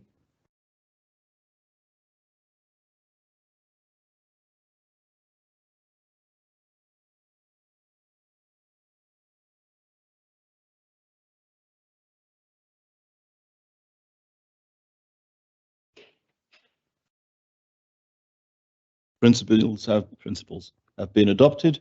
40 votes for, no votes contra, no abstentions in the link, and 3 votes for in the chat. Deputy St Mary, I assume that from what you said, your panel does not wish to call this in? That is correct, sir. We do not. Thank you. Do you wish to deal with the matters in second reading then, Conatap? Yes, please, sir. I'd like to take the, there are only 2 regulations, and I'd be grateful if the Assembly would take them en bloc, please, sir. Yes. Do you wish to speak to them, or do you wish to just answer questions? No, I'm very happy just to answer questions after the debate, sir. Very much. Are the regulations seconded for second reading? Yes, sir. Yes, sir. Thank you. Does any member wish to speak in second reading? No member wishes to speak in second reading? Then I close the debate and ask the greffier to place a vote into the link. Open the voting and ask members to vote.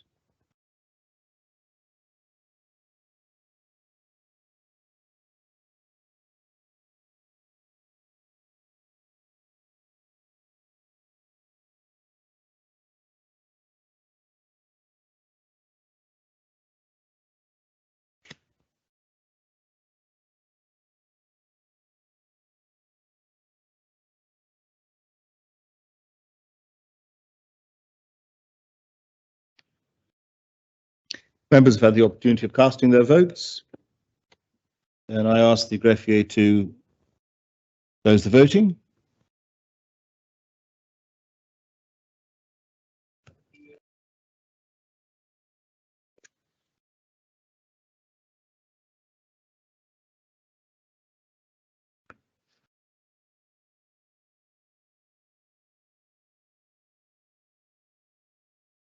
Regulations have been adopted in second reading, 38 votes for, no votes contra, no abstentions in the link, and a further 3 votes for in the chat. Do you move the regulations in third reading? Yes, sir, I do. Are they seconded for third reading? Yes, they are, sir. Thank you. Does any member wish to speak in third reading?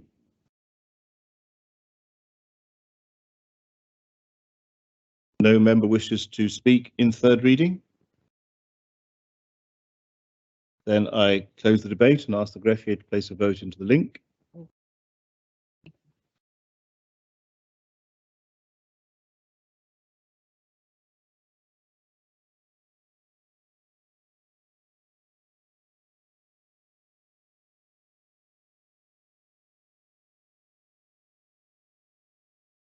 happen very shortly.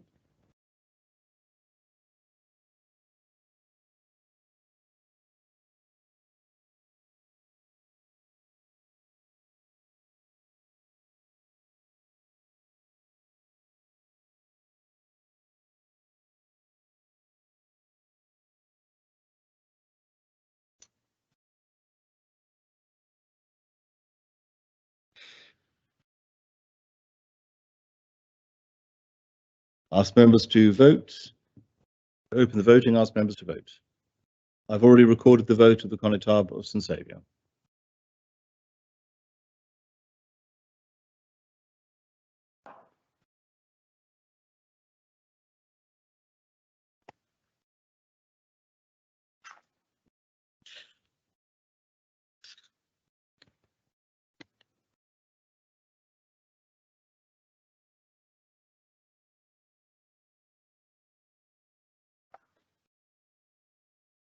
Members have had the opportunity of casting their votes.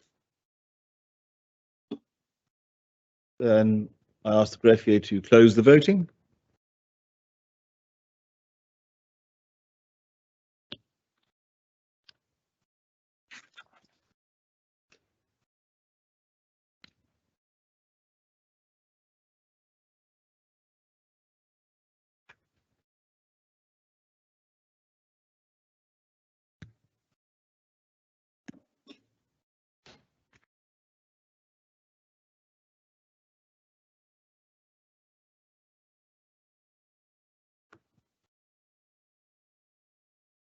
The regulations have been adopted in third reading, 37 votes pour, no votes contre, no abstentions in the link, and a further 3 votes pour in the chat. Well, the next matter is the draft Bank Recovery and Resolution Commencement of Lord Jersey Act, P106, lodged by the same minister, and I ask the greffier to read the citation. Draft Bank Recovery and Resolution Commencement of Lord Jersey Act 2000. The states make this act under Article 178 of the Bank Recovery and Resolution Jersey Law 2017. Conor One. Thank you, sir. So having a bit of technical difficulty here. If you, that's fine. Sorry. We can hear you perfectly well. No, it was about to log me out, so which I've expressed my opinion on the subject to my laptop, and it's gone away. So I should like to thank members for their support of P105, and I should now like to move to the Commencement Act for the Bank Recovery and Resolution Jersey Law 2017. So as I've already outlined in the background to this or in the previous debate, but will very briefly summarise the purpose of the law here. The law provides a framework for dealing with banks which fail or are likely to fail, provides that in more normal time, plans are put in place and coordinated internationally to deal with that risk. This is a core international standard for a modern banking centre following a financial crisis. In order to achieve this, the law provides for the creation of the Jersey Resolution Authority. The Jersey Resolution Authority will work with banks to create resolution plans outlining the steps that will be taken should a bank get into difficulty. This is based on information provided to the authority by the banks and in coordination with third-party regulators, particularly in our case, the Bank of England. I've already discussed the different potential approaches to structuring the authority, and these are discussed in the report to this proposition. I hope members will agree that having an independent authority is a key to preserving clear independent decision making should, touch wood, the authority ever have to resolve a bank. Equally, in keeping with its activities and proportion to our island, is vital as benefiting from the expertise of the JFSC. Before making the proposition, I'd like to reiterate my thanks to those colleagues of the Jersey Financial Services, the designated members of the Resolution Authority, for their efforts in getting the authority up and running from the 31st of January. I'm equally grateful to the Deputy of St Mary's Economic International and International Affairs Scrutiny Panel for their engagement. I promised members a brief summary, having already discussed the background of the law in the previous proposition. As such, should members agree, I'd like to make this proposition, sir. Much is the proposition seconded? Yes, sir. Any member wish? Thank you. Does any member wish to speak on the proposition? Deputy St Mary? Yeah, very briefly, sir. I apologise for not having given my confirmation when speaking on the previous proposition. Likewise, sir, we support this proposition for the same reasons. Thanks, sir. Very much. Deputy Morell. Thank you, sir. This is where I intended to speak. I'd be really grateful if the Assistant Minister could explain a bit more about how the Resolution Authority will maintain its independence, given that it's being embedded within the JFSC. In his report, he says himself that if it is independent, the authority can act independently without its judgment being blurred, realizing I've got my mask on, or being seen to be blurred by the actions of any other body.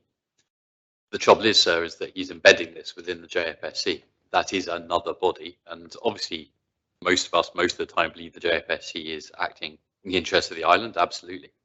But there could be differences of opinion there, sir, and this much smaller authority is, in my view, at risk of having its judgment blurred or being seen to be blurred by the actions of another body. That could happen. Whilst I appreciate all the reasons of cost effectiveness, I'd really appreciate to have greater level of detail and understanding of how that independence and independence from being influenced will be maintained. Thank you, sir. Does any other member wish to speak on the proposition? If no other member wishes to speak on the proposition,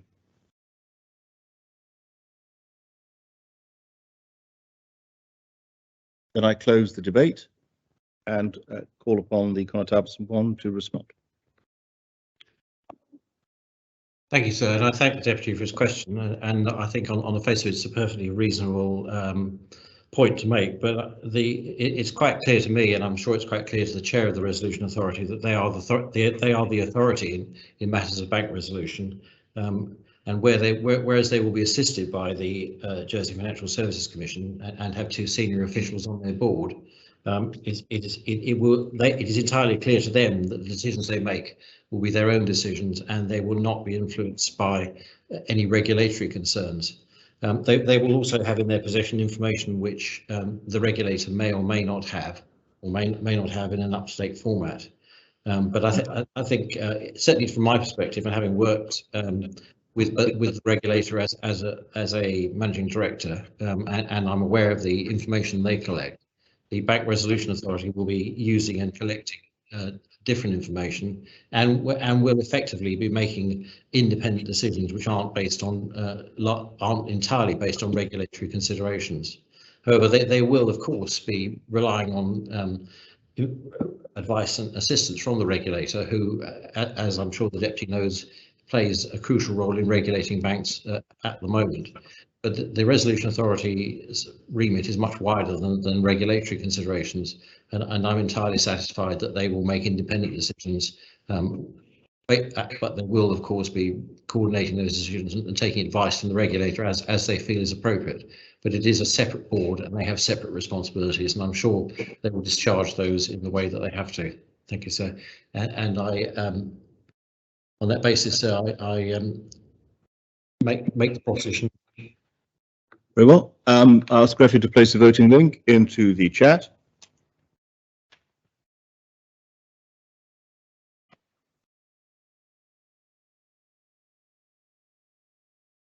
I open the voting and ask members to vote.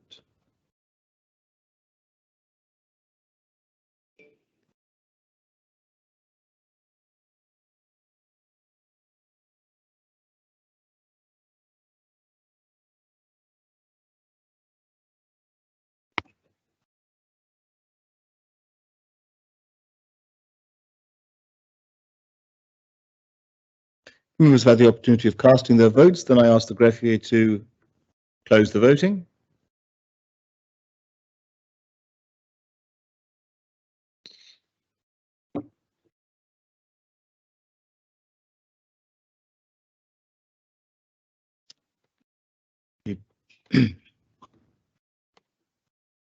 The proposition has been adopted. 40 votes pour, no votes contre, no abstentions in the link, and a further 3 votes pour in the chat. The next item is the draft proceeds of Crime Supervisory Body Amendment number 2 Jersey Law, P109, lodged by the Minister for External Relations and Financial Services, and I ask the greffier to read the citation. Draft Proceeds of Crime Supervisory Bodies Amendment number 2 Jersey Law 2000, a law to further amend the Proceeds of Crime Supervisory Bodies Jersey Law 2008. The State, subject to the sanction of Her Most Excellent Majesty and Council, have adopted the following law. Minister. Thank you, sir. This is another tidying up, as it were, rather than extension piece of legislation in light of ensuring that we meet the FATF recommendation 28 regulation and supervision of DNFB BPs, and that requires that AML and CFT supervisor, of course that's the Jersey Financial Services Commission in our case, take the necessary measures to prevent criminals or their associates from holding or being the beneficial owner of a significant or controlling interest or holding a management function in a DNFBP. This law, if adopted, will enable the JFSC to perform criminality checks for individuals within DNFBPs and to prevent criminals to act in one of the aforementioned functions where necessary. Sir, if I may, can we have this without the acronyms? Because I don't understand. Well, I'm sorry, you must. I think if you want to ask the minister to give way for a point of clarification, and you could then ask him to clarify the acronyms, but you can't just interject. Would the minister give way, sir? Would you give way for a point of clarification, Minister? Indeed, I will, sir, if that's what the deputy would like. Yes, thank you, sir. Deputy, what are you seeking? I'm seeking that the acronyms are taken out of that statement and the full words pronounced so that we can understand a chance of understanding what this is actually doing. Are you able to do that, Minister, to effectively clarify the statement by dropping the reference to the abbreviations and the acronyms and giving the titles of these things in full? Because possibly members are not able to move with sort of follow it as easily as they otherwise would do. Thank you, sir. Yes, I am, sir. If the deputy recalls, sir, this was part of the previous proposition, and I used the full terminology on at least 2 occasions, and then I reverted to the initials. Perhaps then it might help members if now, in clarifying the point for the deputy, I do the same again, if that would meet with his approval. It's designated non-financial businesses and professions. Of course, that, as members know, is lawyers, accountants, estate agents and high value dealers. I hope, sir, that deals with the clarification for the deputy for the second time, sir. Thank you. The reality is that this already largely happens, and that the JFSC do carry out these checks in the vast majority of cases. As I understand it, what this piece of legislation does is create and ensure that there is a level playing field, and it puts into legislation the requirement to do so, therefore enabling us to show in legislation that we meet the requirements of recommendation 28, sir. And with that, sir, I ask for the support of members in the first reading. Thank you, sir. Is the matter seconded for first reading? Yes, it is indeed, sir. And I note in the chat, Senator Moore, you wished to indicate a declaration of interest. That's right. Yes, my husband is a lawyer and therefore would be captured. Yes, it's not a direct financial interest, and it's probably an interest shared with a significant number of professionals and individuals and spouses thereof out of the spouses and partners thereof out of the island. So clearly that doesn't require you to withdraw in the circumstances, but you're right to make the declaration. Deputy St Mary. Thank you, sir. As with the other pieces of financial services legislation proposed this morning, we have had thorough briefings on this matter. We fully understand the purpose behind it and are supportive of it. Thank you, sir. Does any other member wish to speak on the principles? Deputy Sutton. Yes, sir. It's another question, I'm afraid. I'm sorry I'm a bit slow this morning. It may be me or it may be the presentation, but what does a level playing field in this particular case actually mean? It's what I would like to know. Does any other member wish to speak in first reading? No other member wishes to speak in first reading? I close the debate and call upon the Minister to respond. Thank you very much, sir. I'm grateful again to the scrutiny panel for all the work that they have undertaken, and not only in regard to this particular amendment, but also in regard to all of the other pieces of legislation that we have taken today and that we are still to bring forward. I appreciate that it is a lot of work, and I'm grateful for that. So maybe I should not have used the term level playing field. I thought it might be well understood. I perhaps I'm using too many terms today, so that I'm taking for granted around understanding, where that is not the case.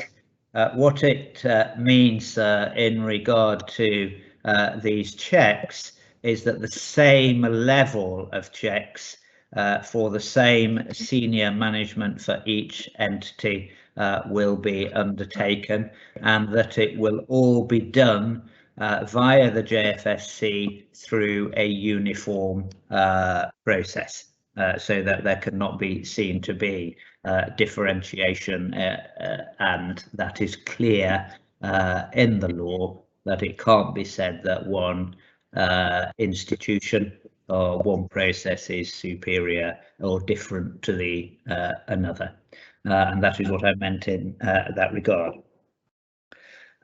So I maintain this amendment in first reading. Thank you. Very much. Ask Greffier to place a link into the chat. Open the voting and ask members to vote.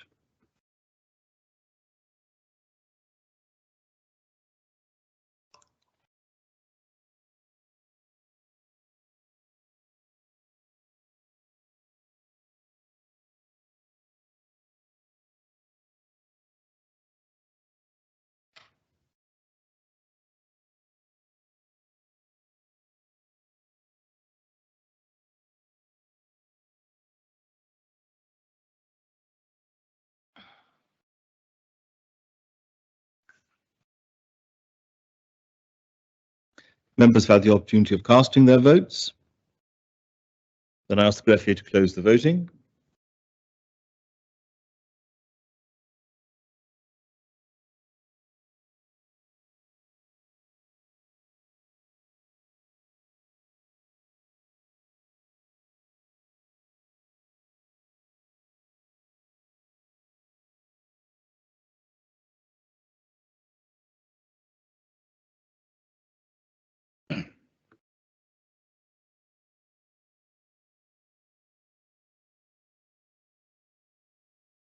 The that has been adopted in first reading. 40 votes pour, no votes contre, no abstentions in the link, and a further 4 votes noted in the chat. Deputy St Mary, in the light of what you've said, I assume your panel doesn't wish to call this in? That is correct, sir. Thank you very much. How do you wish to deal with the matter in second reading, Minister? So, as I indicated, because it really is a tidying up process in the piece of legislation, it looks perhaps more complex than it is. That's just a matter of law drafting, and I propose to take the articles en bloc, and I'll endeavour to answer any questions that members may have. So thank you. Thank you very much, Minister. Are the articles seconded in second reading? Yes, sir. Does any member wish to speak in second reading on any of the articles? No member wishes to speak in second reading.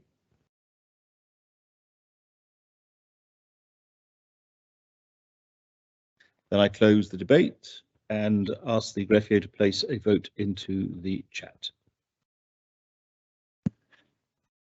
Open the voting and ask members to vote.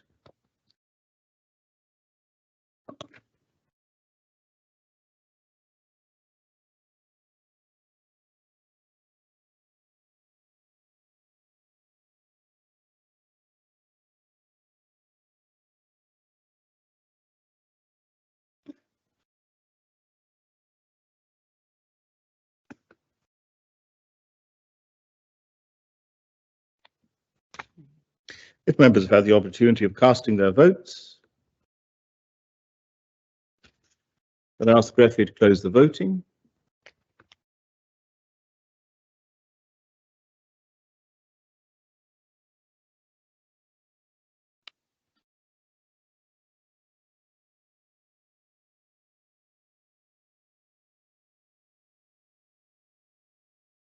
The articles have been adopted in second reading. 40 votes pour, no votes contre, no abstentions in the link, and a further 2 votes voted pour in the chat. Do you propose the articles in third reading, Minister? I do, sir. Thank you very much.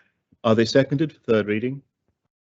Yes, sir. Does any member wish to speak in third reading?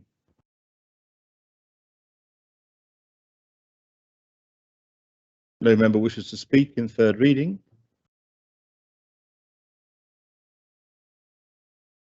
And I close the debate and to ask once again the greffier to place a vote into the link.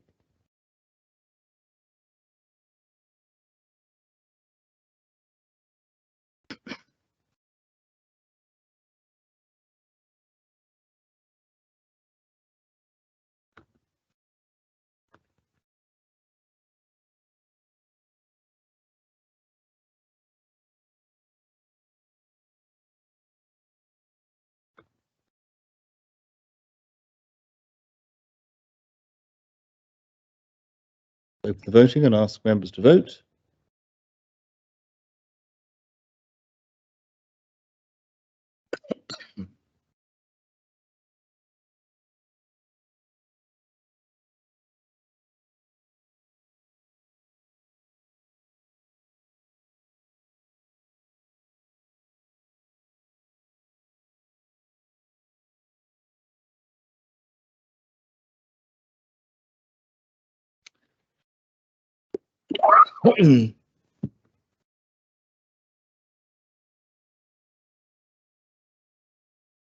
If members have had the opportunity of casting their votes, then I ask the greffier to close the voting.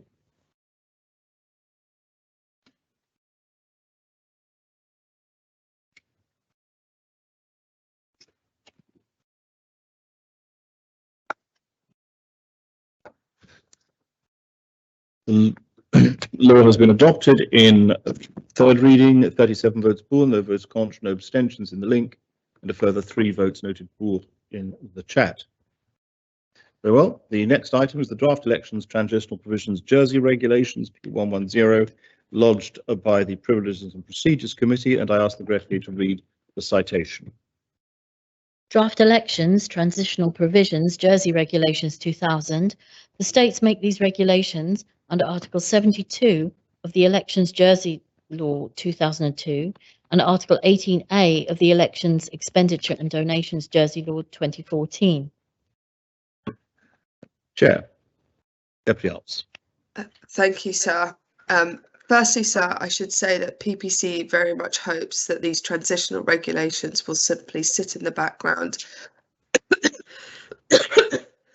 over the next few months, and that our colleagues in the Conotabs benches will remain in good health and no by-elections for their positions will be required.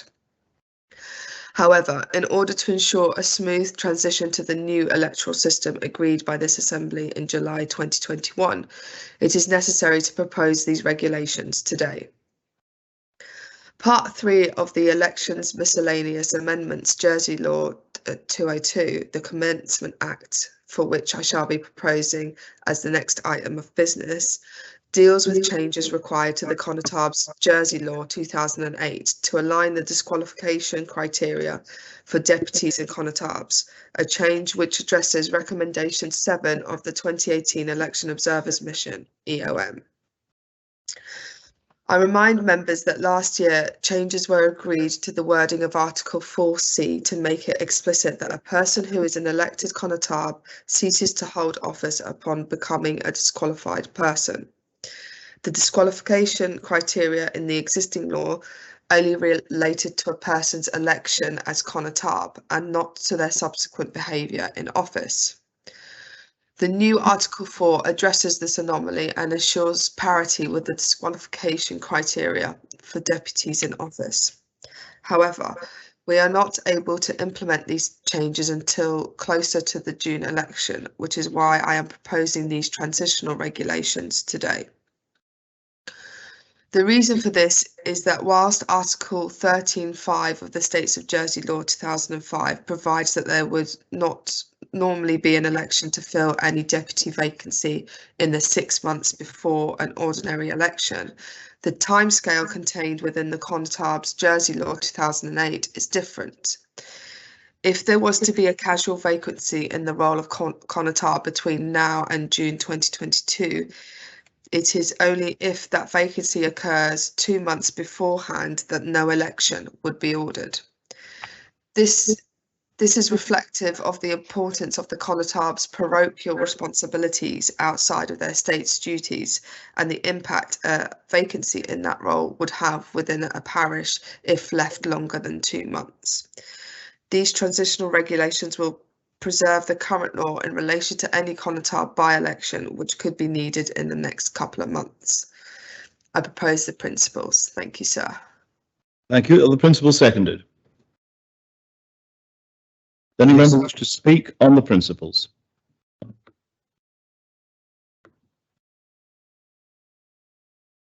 If no member wishes to speak on the principles,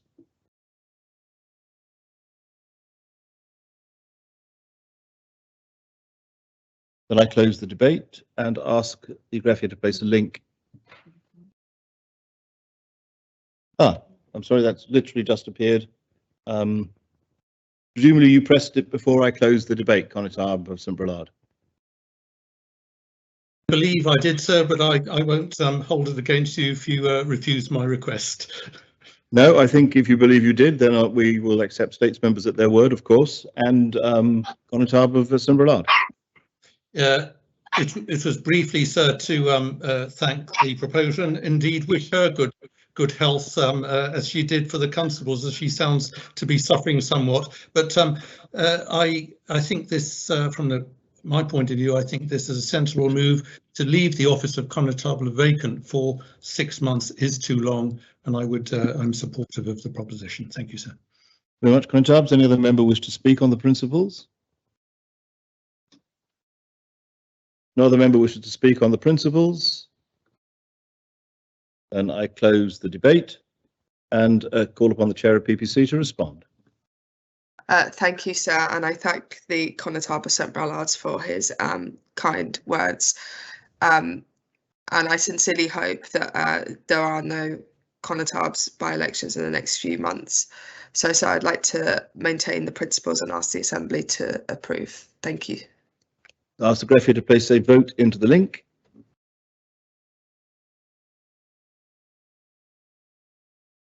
And I open the voting and ask members to vote.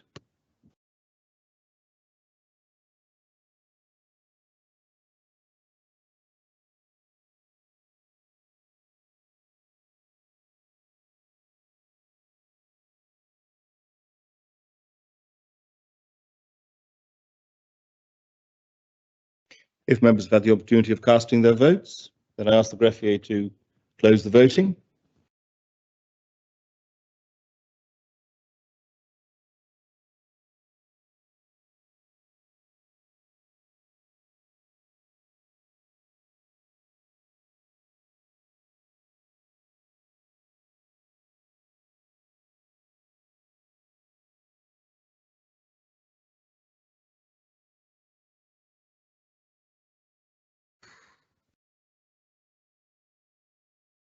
The principles have been adopted. 42 votes pour, no votes contre, no abstentions in the link, and a further 3 votes pour noted in the chat.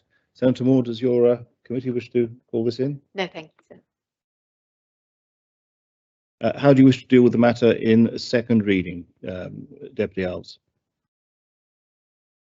Can I deal with it all on block, please, sir? Yes, that's up to you. So you'll simply answer any questions as and when they arise. Yes, please, sir. Thank you. Very well. Is it seconded for second reading? Does any member wish to speak in second reading?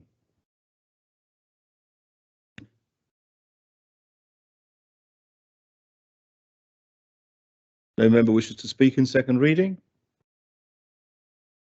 Then I close the debate and ask the greffier to place a vote into the link.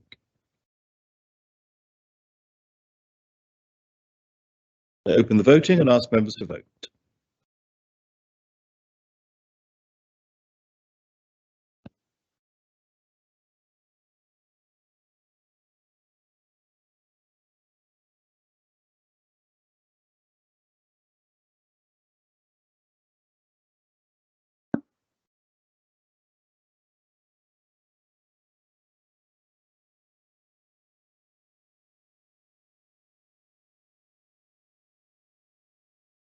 If members have had the opportunity of casting their vote, I ask the greffier to close the voting.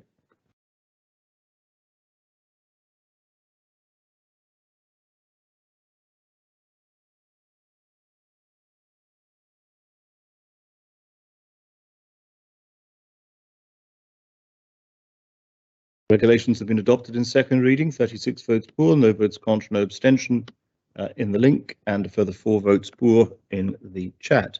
Do you propose the regulations in third reading, Deputy Alves? Yes, please, sir. Is it seconded for third reading? Does any member wish to speak in third reading? No member wishes to speak in third reading? Then I close the debate and ask the greffier to place a voting link into the chat.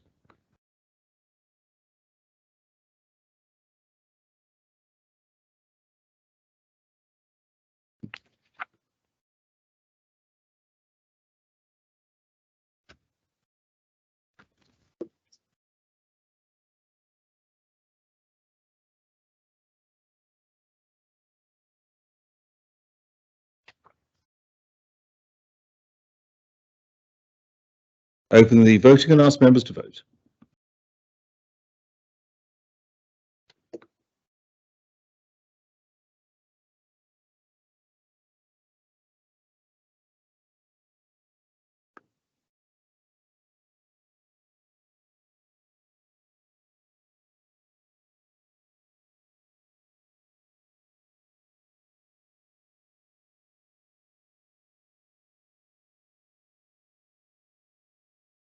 If members have had the opportunity of casting their votes, then I ask the greffier to close the voting.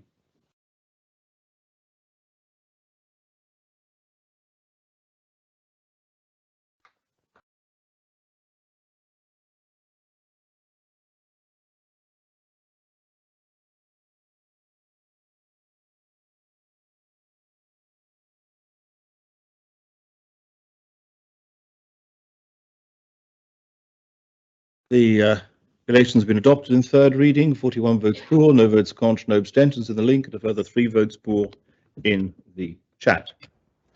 Very well. The next item of public business is the draft elections miscellaneous amendments commencement Jersey Act P111, also lodged by the chair of PPC, and I ask the greffier to read the citation. Draft elections miscellaneous amendments commencement Jersey Act 2000.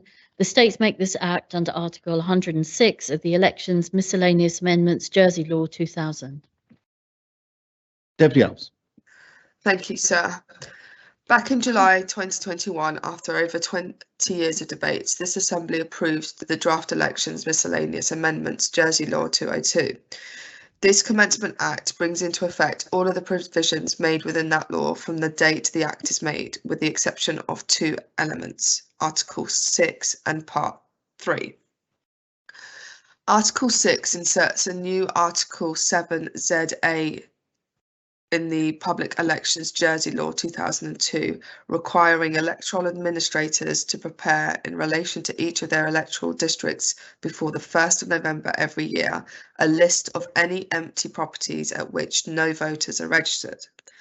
The rationale for this new article was that it would dovetail with the existing list of registered voters so that those canvassing during election time could make contact at properties where it appeared no voters were registered to encourage any residents, if eligible, to register. It was designed to ensure that nobody who was able to register to vote was missed. We had expected that this article would not be needed as PPC was driving forward a project to create an electronic electoral register, but due to delays beyond our control and spiralling costs, that project has had to be shelved. Therefore, the article remains. Although this was not the subject of an amendment by the committee, the CONOTAB, at the time of the debate, the discussions with parish representatives since have highlighted that this article poses some logistical problems for the parishes. Rather than create difficulties for parish colleagues, PPC has agreed that this article will not be brought into force at the moment as part of the new elections law, and it is hoped that by the election in 2026, there will be an electronic database of voters and that this article will not be required.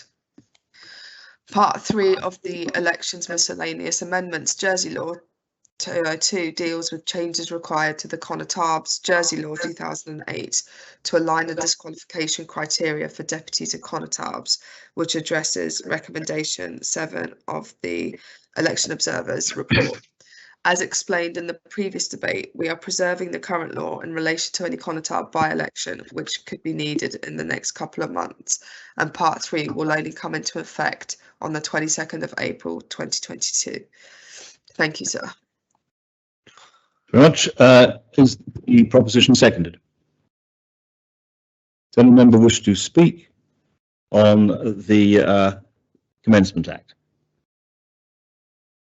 Senator Gorst. Thank you, sir. Barely a day goes by, certainly not a week, that I am not stopped and I'm asked about what my intentions are for later in this year. Being the good politician I am, I'm always coy, sir. But that is either preceded or succeeded by the question, why on earth did you get rid of the senators? I don't agree with getting rid of the senators. I think that we will repent at leisure, and we will find, probably like our Guernsey colleagues, that having done the large constituencies at this election and maybe another one and another one, dissatisfaction continues. And they have shown us, sir, that being elected on an island-wide mandate can work. I, sir, still cannot bring myself, and I will no doubt be a lone voice again, bring myself to support this change, because I don't think it's a change for the better, and I hope I'm wrong. I hope that electoral turnout is improved because of these changes. But I fear, and the anecdotal indications that I'm hearing are that it is leading to greater dissatisfaction, greater disconnect with the democratic processes, and I'm sorry that we have agreed it. Thank you, sir. Very much, Senator Farnham. Thank you, sir. And in the spirit of camaraderie, I cannot let Senator Gorst be a lone voice. And coincidentally, sir, I tend to experience the same as Senator Gorst, sir, whilst I'm contemplating my political future, sir, and talking to islanders, there are expressions of a surprise and disappointment at the Assembly's move to abolish the role of senator. But we are, sir, where we are, and I'm sure we will do our very best to make this work at the next election, sir. But I cannot see this being a silver bullet to suddenly ensure that islanders become grossly satisfied with the political landscape. So I share Senator Gorst's views, and not much we can do about it now, sir, but I think if members are honest with themselves, they will, in the course of the next few months, encounter surprise and disappointment from islanders at the move we have made. So. I'm asked whether the speeches that have been given are relevant. I would not wish to encourage in the slightest way a reopening of a debate that has already been had and dealt with by the Assembly, but technically an explanation as to why an individual member may not be voting for a commencement of this law is a relevant matter to put before the Assembly. It is not impossible. It will persuade others, and therefore it is a relevant matter.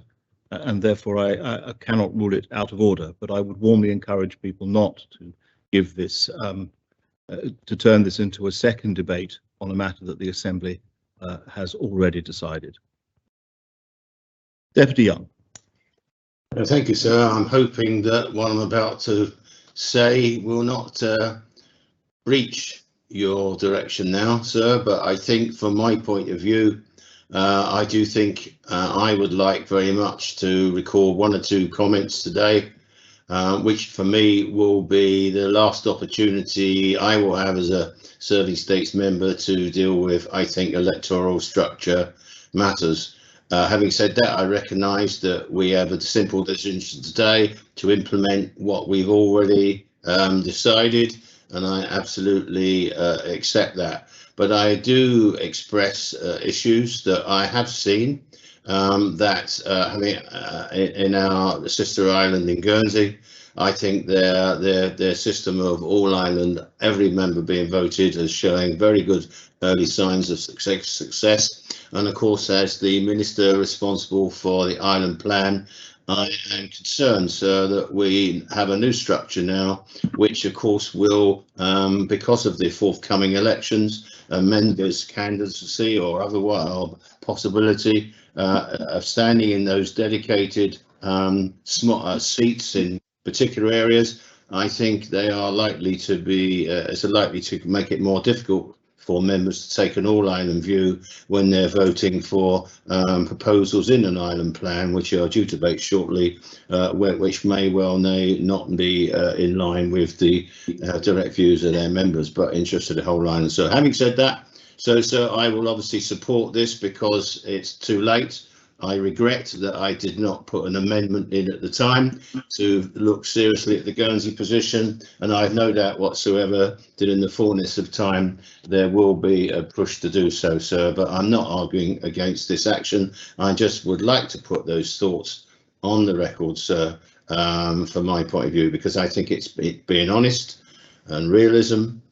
Yes, but I think I should probably say no more, so otherwise I'll step outside your remit. Thank you, sir. Very much, Deputy Conitave of St Brelade. Thank you. With reference to Article 6, and the proposer suggested that it wasn't going to form part of the proposal this morning and be deferred till a future date if found to be necessary. So is it wise for the Assembly to be voting on this, and should it not be withdrawn from this particular part of the proposition? Thank you, sir.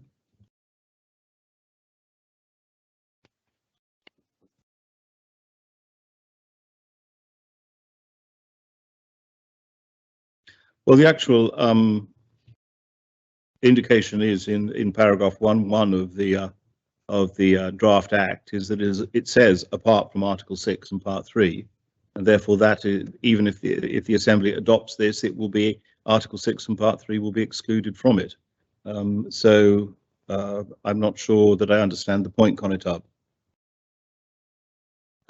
You clarify that in my mind, sir. Thank you. Indeed. Deputy Tadier. Thanks, sir. Mindful of what you said, sir, and I won't completely reopen the debate either. But I think it is right that members state why they might have concerns about voting for this, or if they are voting for it, perhaps why they are doing so only with certain caveats in place.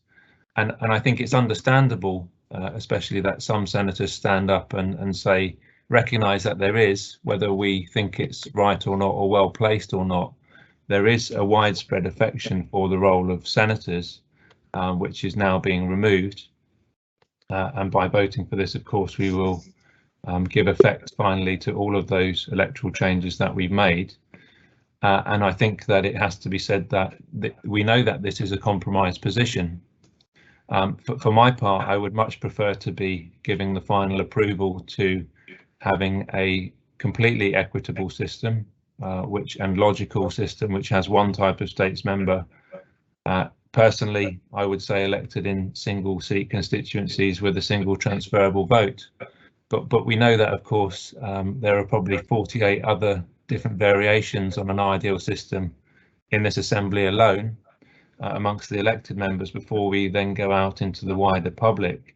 But what I do think is important to say is that something that hasn't been given much attention when we talk about the abolition of senators or the continuation of the role of the constables in the states is the fact that we have actually abolished the role of deputy.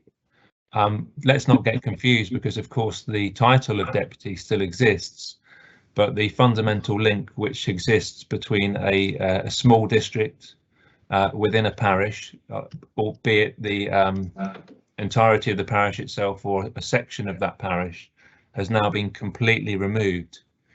I think there are going to be swings and roundabouts when it comes to the benefits of the new system. But certainly the immediacy that some people feel with their local parish representatives in the future may be diluted. And I say that, sir, because we know that there's an effect, I think it's called like the ambulance effect, or the, not the ambulance, but when there's been an accident happened on the street and there are lots of people around, the responsibility for who takes responsibility, rather the accountability, it is diluted, and you often find that nobody ends up taking responsibility. Whereas if there's only one person there, that person will come over to help the injured person. And we've got to make sure that in the new constituencies that we don't have that dilution that takes place, because at the moment people know who their direct representatives are. In the future they may have up to 6 in one district, and it's important that there's a clear mechanism for accountability and responsibility. But I would counter the arguments that have been put forward by Senator Gorst about this isn't going to do anything to re-engage the public. I think we should treat this as neutral when it comes to exciting people about voting. We know that the old system certainly didn't excite and enthuse people because the majority of registered voters didn't vote, sir. So what I would remind every member, or every candidate indeed, in the next election is that it's their job, whether as an independent or a party, to excite and engage would-be voters so that they come out and vote and not rely on the mechanics of the system, sir. But I do want to thank the many generations of states members, whether they're current or past, who have got us to this position and finally broken the deadlock, not least our own Deputy Alves, Karina Alves, who's headed and spearheaded these most recent changes to get a majority where so many others have failed in the past. Thank you very much, Deputy Greville. Thank you, sir. I'd like to add my voice to the voices of dissent with this, and it will come as no surprise to members because I fought in the past very long and hard to retain the role of senator and retain it as at least the number of 12 senators as we had before. I think it's a huge retrograde step that we will no longer have the island-wide mandate, and the Chief Minister will be elected from a district and not the island, and not the island mandate. I take Deputy Montfort-Tadier's points about the direct link with a deputy, and in actual fact, a lot is going to be lost with this. Not only the direct link with a deputy, a parish deputy, but also, as I warned in the several debates that we've had on this, it will be, I have no doubt, the beginning of the end for the constables sitting in the States Assembly. That might be very welcome in some quarters, but for me, having championed the island identity project, I think this is a retrograde step, and I would be amazed if we get increased voter turnout with this. And so I'm going to stay true to my beliefs, and I will be voting against. Thank you, sir. Deputy Morell. Thank you, sir. I really understand those who have spoken against this, and I at the time I found it very difficult to vote for the proposition that has led to this commencement.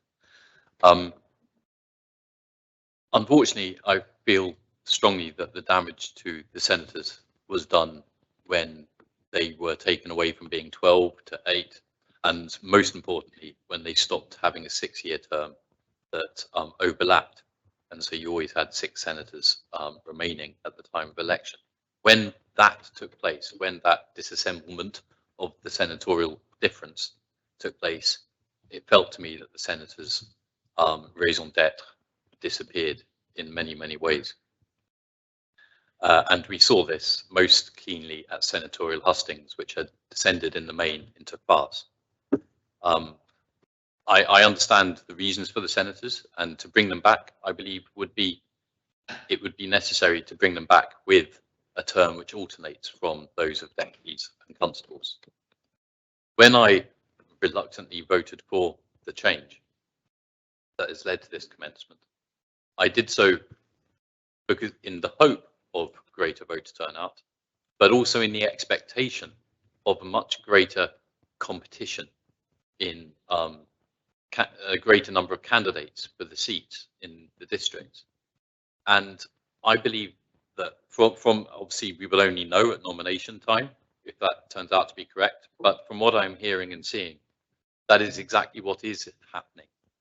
We are likely to see many more candidates standing for different districts.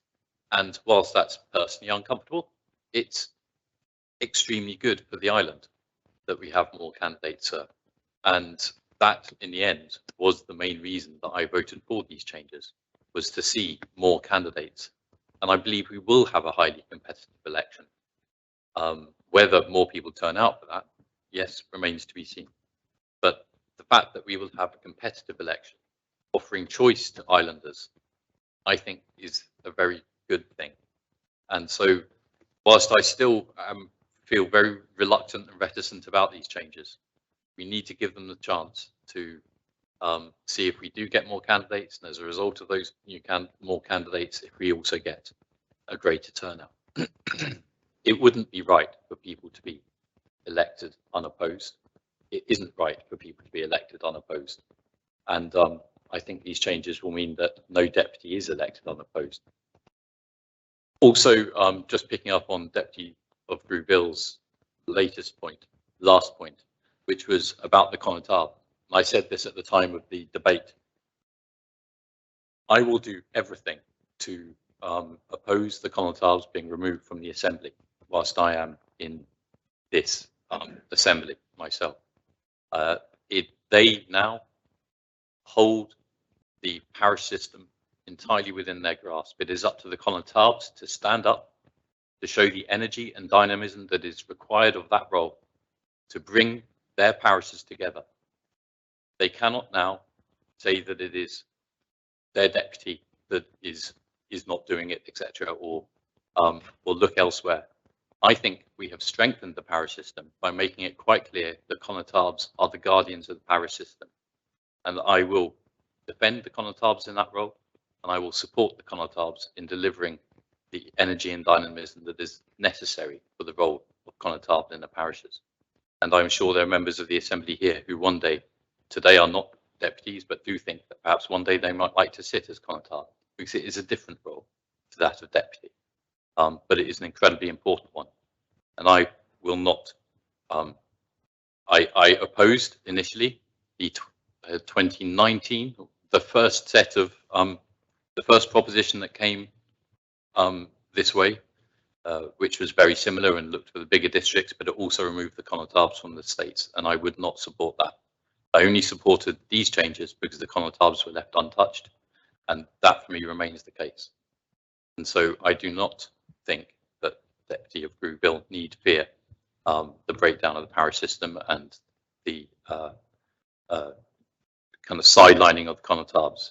This gives the Connétables everything they need to show that the parish system works and that the parish system is vital to the civic life of this island. And I look forward to helping them achieve that in the coming years. Thank you, sir. Connétable St John. Thank you, sir. So I'm more than happy to support PPC's proposals. We've heard quite a lot this morning about voter turnout. It's up to candidates, sir, to increase voter turnout. It's up to candidates to engage with the electorate.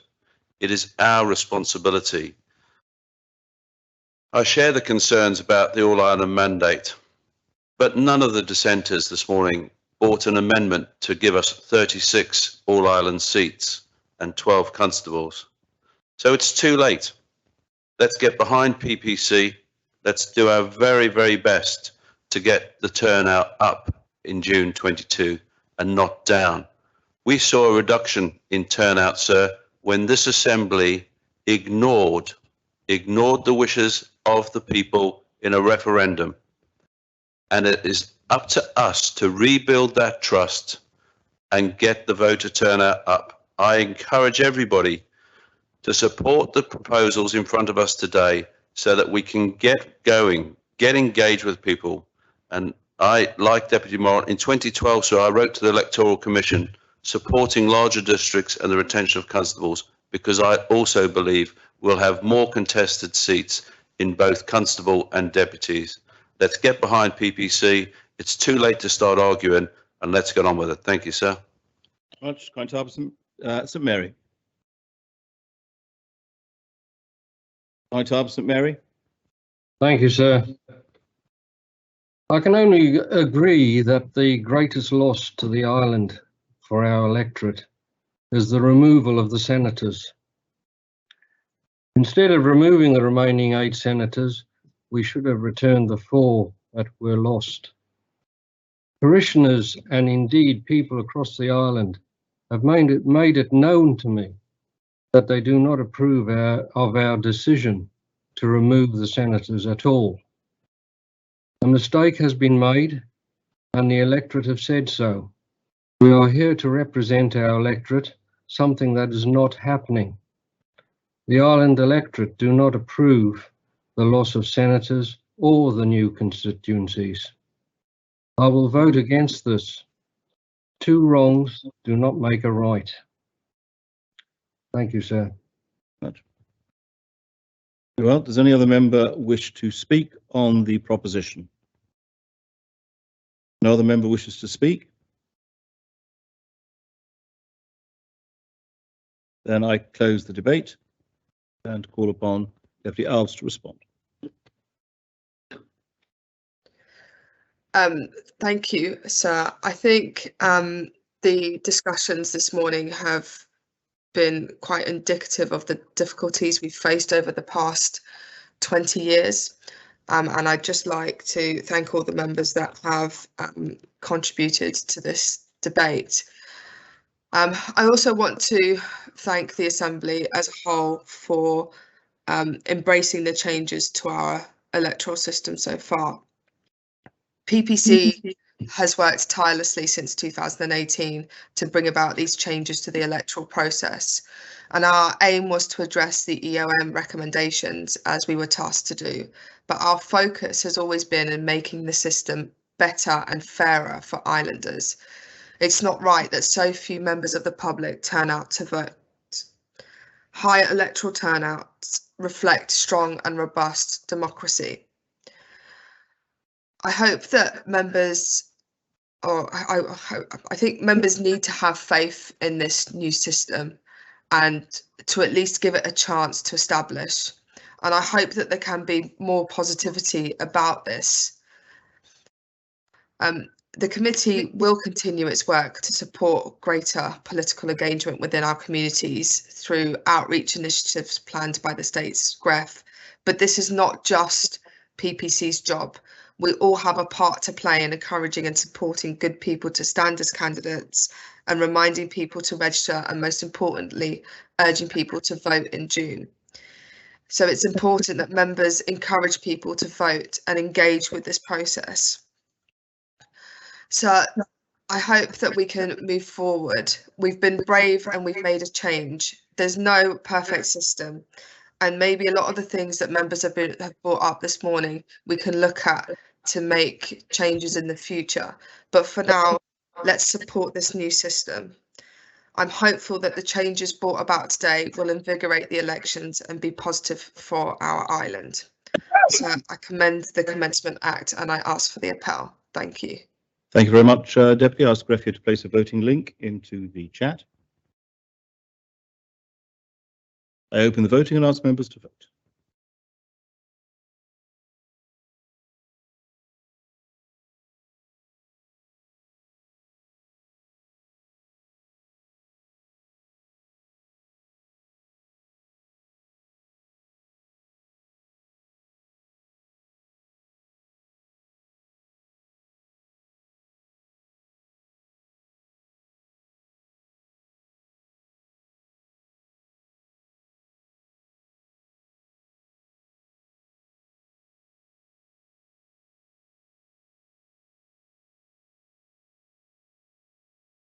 Members have had the opportunity of casting their votes.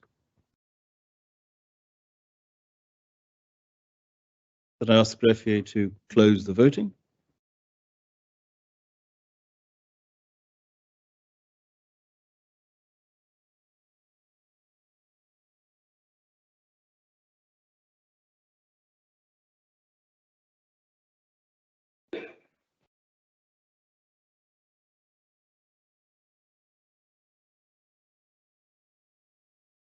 The proposition has been adopted, 32 votes pour, 9 votes contre, no abstentions in the link, a further 2 votes pour and 3 votes contre in the chat. So may we have the pour and contre, please? Yes. Those voting pour.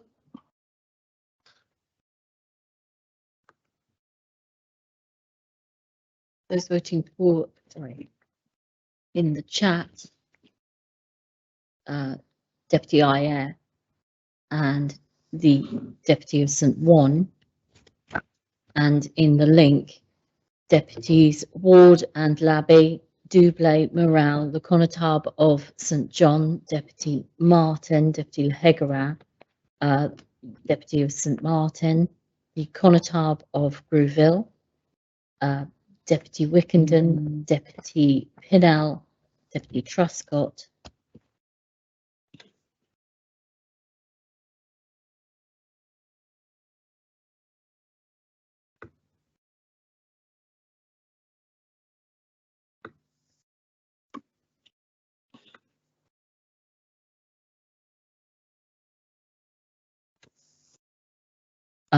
Senator Moore, Deputy Alves, Deputy Southern, Deputy Gardner, Deputy Young, Deputy Ash, the Connétable of St. Clement, the Connétable of St. Martin, Senator Pallett, Senator Mezek, Deputy Tadier, the Connétable of St. Helier, Senator Valois, Deputy Lewis, Deputy Pershard, the Deputy of St. Mary, Deputy Pamplin, the Connétable of St. One, the Deputy of St. John, the Connétable of St. Peter, and those voting contre in the link,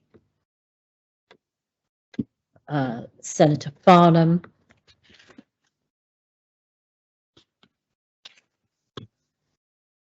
the Deputy of Grouville, Deputy Guida, Senator Vondre, the Deputy of St. Peter, the Connétable of St. Mary, Senator Gorst, and the Connétable of Trinity and the Connétable of St. Brelard, and also in the chat, voting contre, the Connétable of St. Saviour, Deputy Masson, the Senator Ferguson. That's it. Much. The next item is the reopening of Samaray Ward P115 lodged by Senator Pallett. I ask the greffier to read the proposition. The states are asked to decide whether they are of opinion to request the Minister for Health and Social Services to A, reinstate the full suite of stroke and injury rehabilitation services, facilities and beds at the earliest opportunity, but no later than 1st of March 2022, either at Samaray Ward at Overdale or at another suitable location as determined by the Minister, and B, ensure that a purpose-built rehabilitation unit offering a full suite of stroke and injury rehabilitation service facilities and beds formerly offered at Samaray Ward is delivered as part of the development of a new hospital campus at Overdale or at another suitable location.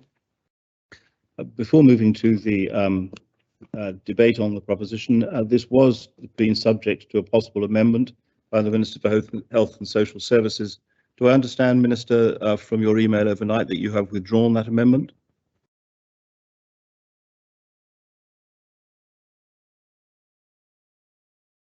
Well, we'll deal with that after the main proposition has been moved. In that case, Senator Pallett. Thank you, sir.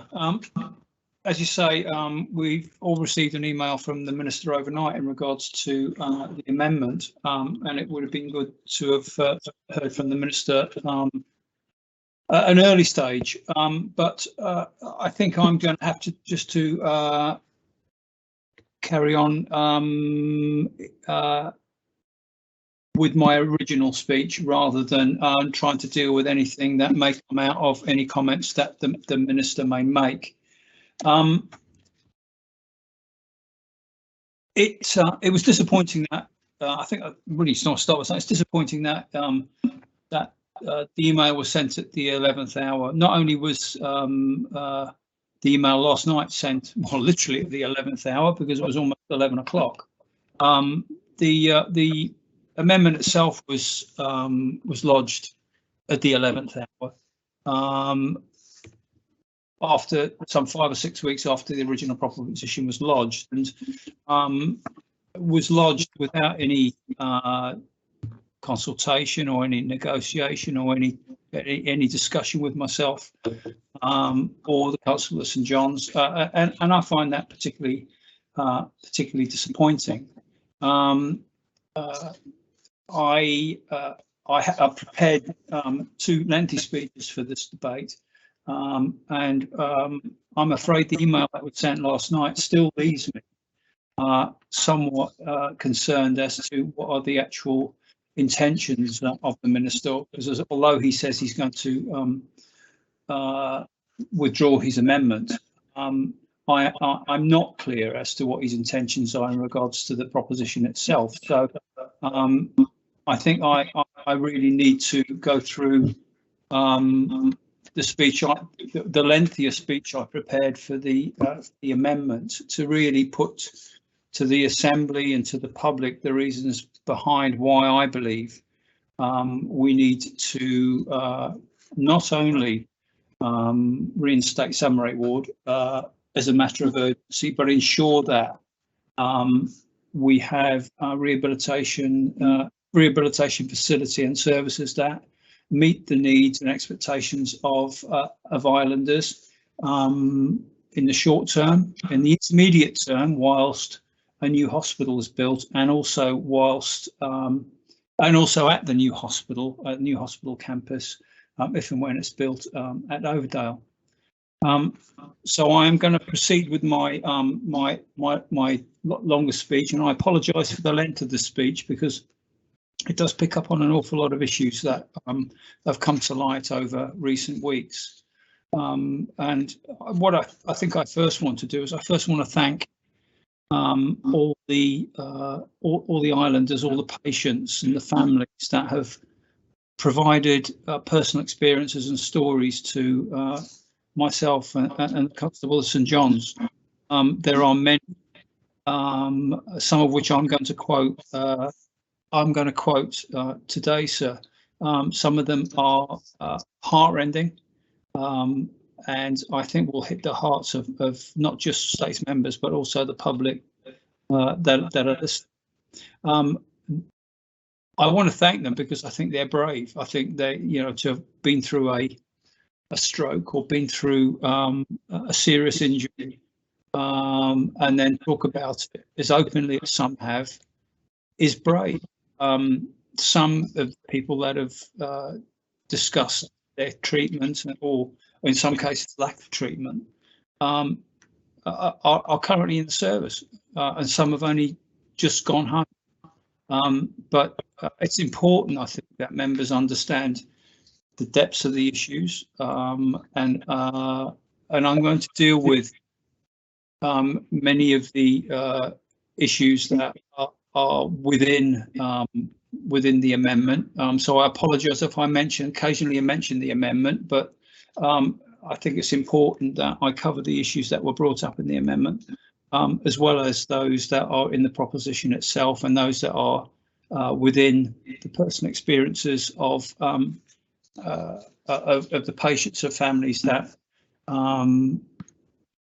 undoubtedly, in my view, not received the treatment that they should have received.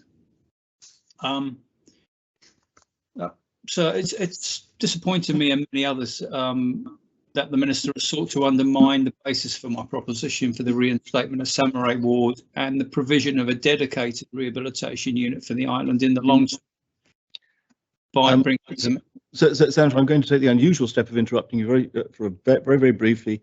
If the Minister rejoins the debate in enough time to clarify his position, would you wish him to clarify it during the course of your speech or after you finished?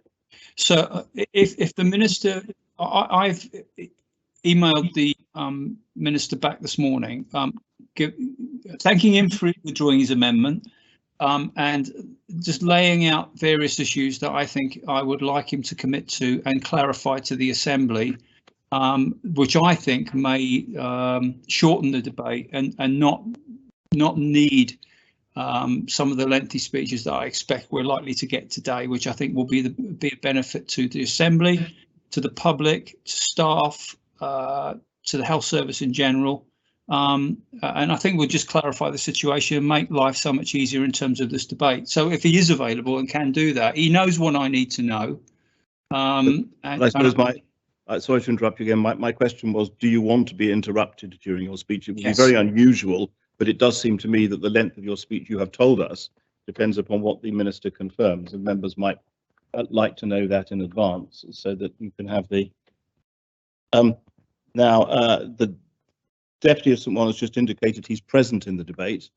I would not normally do this, but do you wish to hear from the Minister first before you continue, Senator, because you can then tailor your speech to what the Minister says?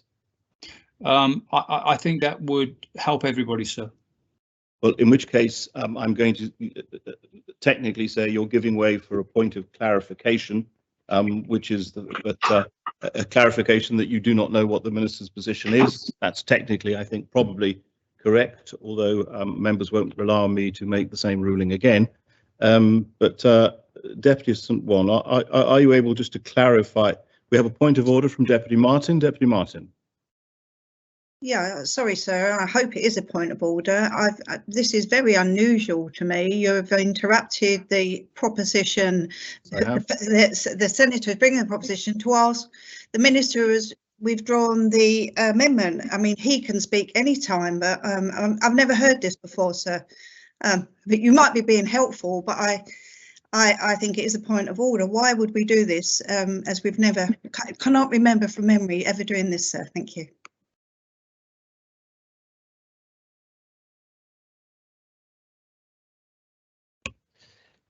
I think the difference here, Deputy Martin, is that generally speaking, at the beginning of a debate, someone who's withdrawing an amendment would say they're withdrawing the amendment so people know what's happening and we wouldn't be relying on an email. The Minister has not yet formally withdrawn his amendment before the Assembly, and until he does so, it will be difficult for Senator Pallett to proceed. Now, this is not a mechanism for an interruption. It is intended to be helpful if you wish me to make a formal ruling, but I think we must at least hear from the Minister as to whether he withdraws his amendment or not. Minister. Sir, I'm sorry. I'm not sure we can hear you, Minister. I'm afraid you've faded out.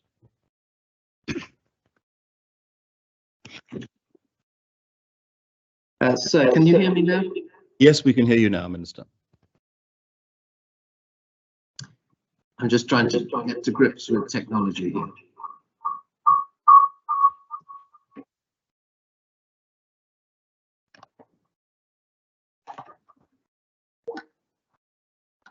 Sir, yes, I apologise.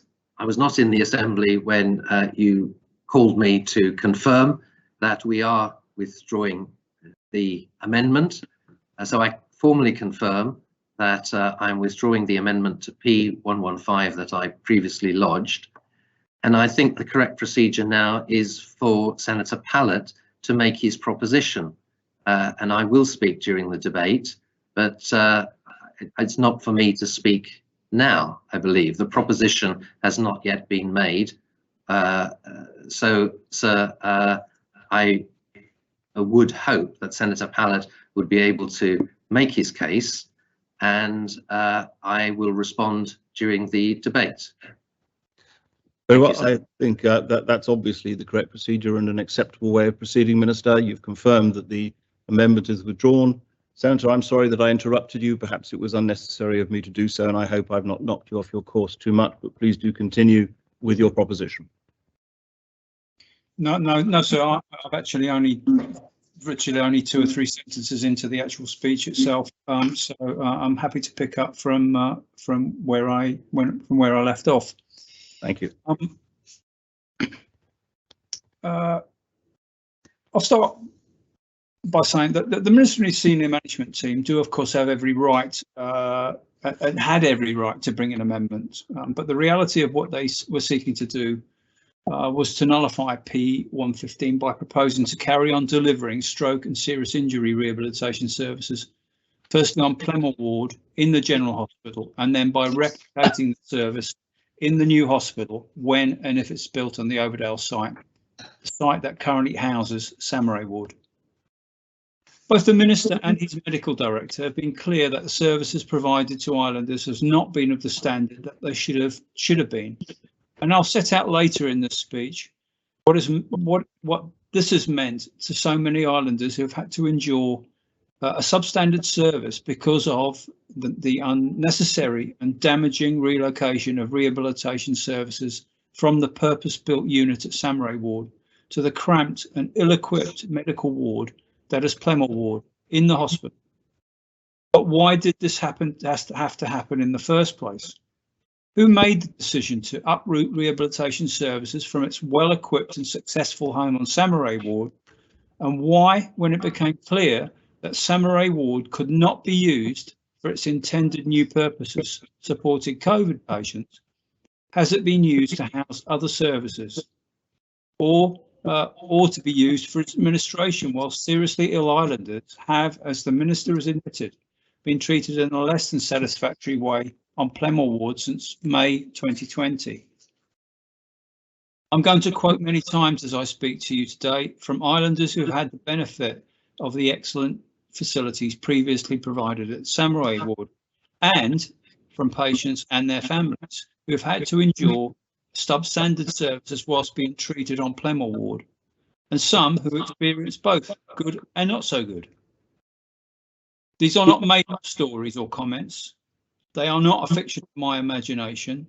They tell the true story of what it was like at times to suffer a severe stroke or serious injury in Jersey and their journeys to recovery. Journeys that for some have been made all the more difficult because they've been denied the use of a purpose-built rehabilitation unit. Before I go back to the beginning of what many are now describing as a scandal, I want to share with you the comments of an email I received from Anthony Lewis. And to many of us who know him, some of us know of his story, but he wrote to me saying, in November 27, I suffered a stroke following a clash of heads playing football.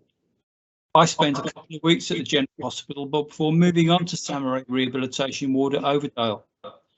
When I went there, I could not talk or walk. I spent 6 months in Samurai Ward and received excellent care from nurses and therapists. Every day, the therapists made me work in the gym. It was painful and tiring, but bit by bit, I took my first baby steps.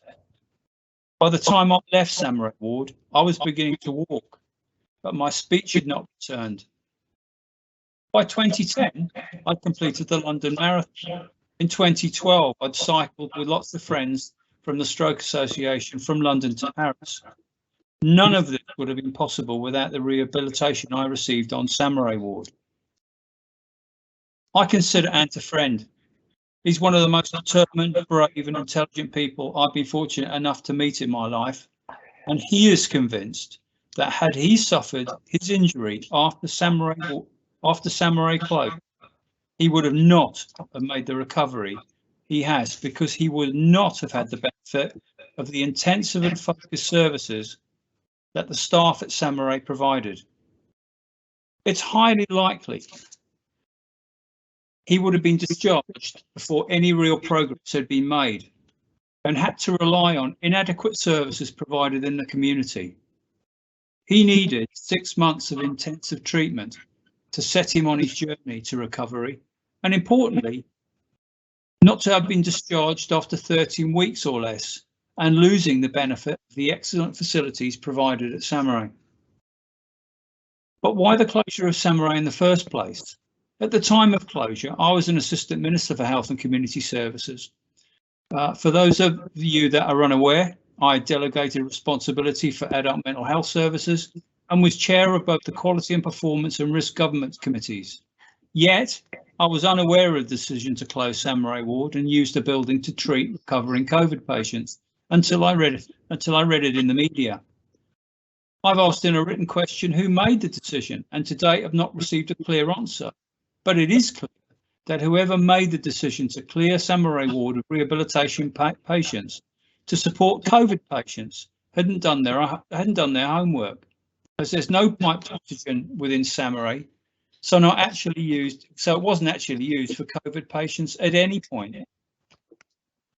I should have made more effort to secure the return of Samurai to providing rehabilitation services, but other issues overtook me, and the opportunity was lost.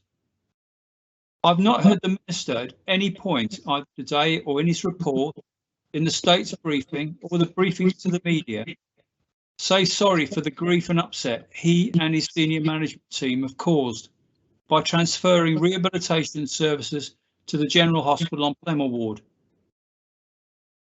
If the Minister will apologise, I will.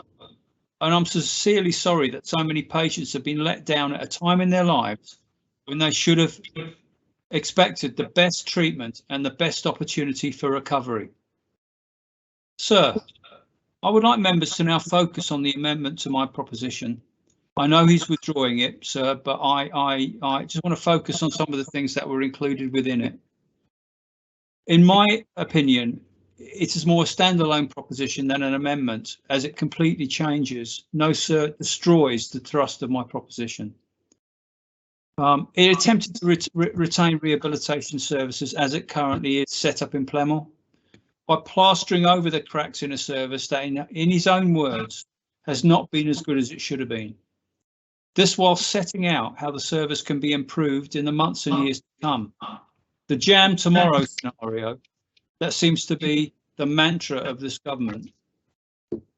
The Minister states in that amendment that has repeated in the briefing to States members that the Health and Community Service multidisciplinary teams were already focusing on improving the rehabilitation services.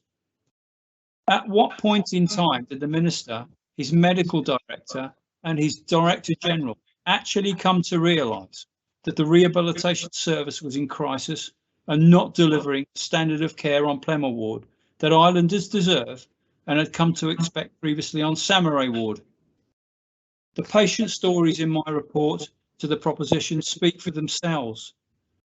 As to the shortcomings within rehabilitation since Plemmer Ward was established as our rehabilitation unit, and I've received many more patient experiences since I lodged P115. So what finally triggered the senior management team at Health and Community Services to finally do something about a failing service and introduce an improvement plan? This 87 weeks after Plemmer Ward opened as a rehabilitation unit, a period of 87 weeks when patients and their families had to endure substandard service in an unsuitable location, that of an acute ward in a busy general hospital.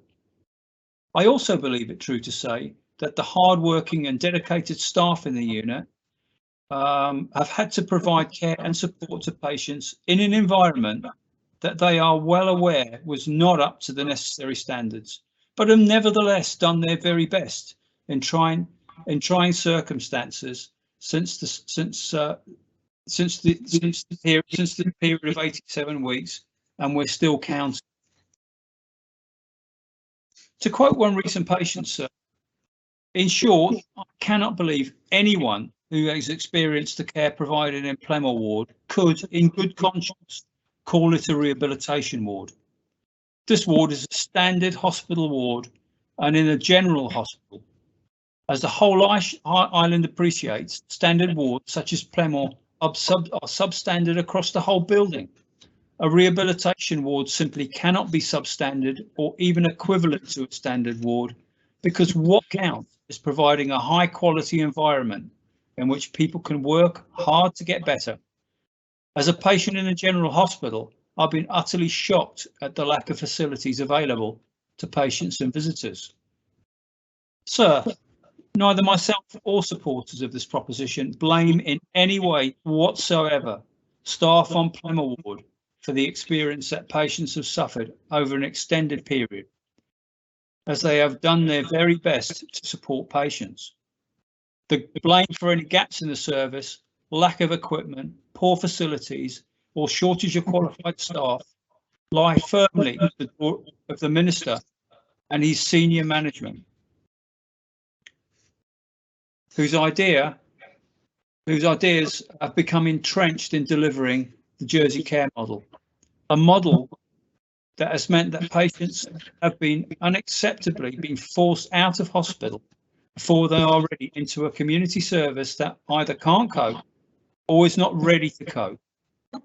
Many patients have been discharged without the necessary care plans or the support that care in the community should provide.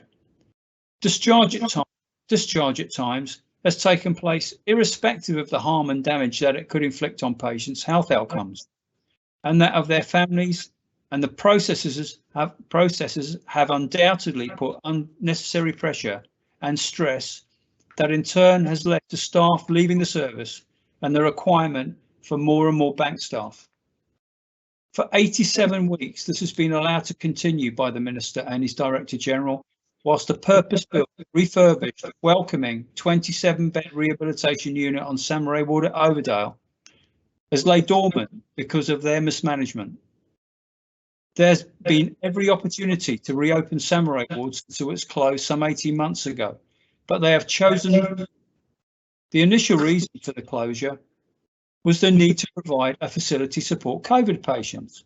But even a cursory investigation of Samurai Ward or a discussion with staff at Samurai would have revealed that there was no piped oxygen, which meant that the building was never going to be used for this purpose. The response to written question 483 in 2021 stated that the decision was clinically led in response to the pandemic. Were consultants or health professionals ever consulted over the decision to relocate rehabilitation services to Plymouth Ward? And were staff or patients, or for that matter, states members consulted over such an important decision? The answer, I suspect, is a resounding no.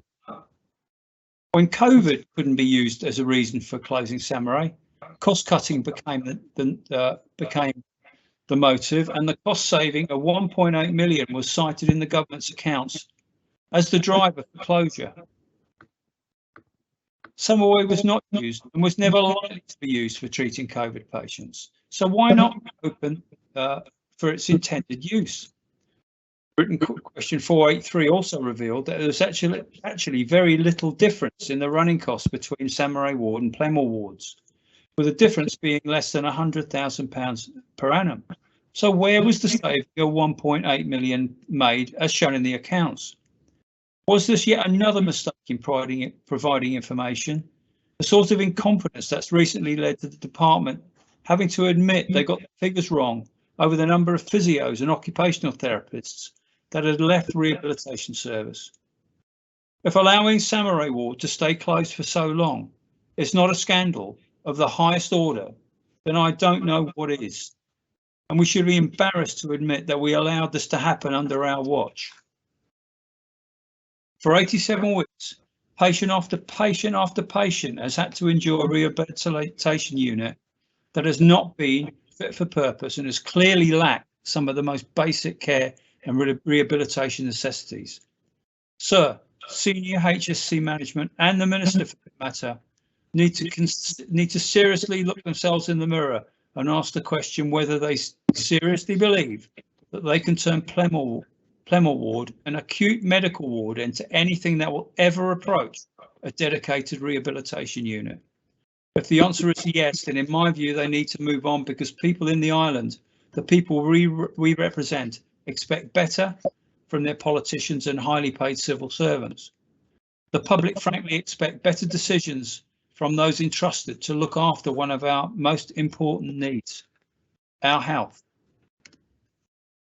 I've recently visited both Samurai and Plymouth wards, so I do have a decent understanding of what each offers and can reasonably make a comparison. From walking around each, I estimate Plemore to be approximately 25% of the floor space of Samurai Ward. Samurai has private rooms for 27 patients, a dedicated dining room, spacious meeting rooms, airy and wide corridors, and adequate toilets and bathrooms to make patients feel comfortable. Patients can be visited by friends and family in privacy. They can rest when it suits them and have the necessary social contact when it feels right for them. Samurai is currently in excellent physical condition, and although being used partly for other purposes, could, in the eyes of many, be recommissioned in a relatively short order. That is if the Assembly rejects the amendment. Well, we know that's not going to take place today.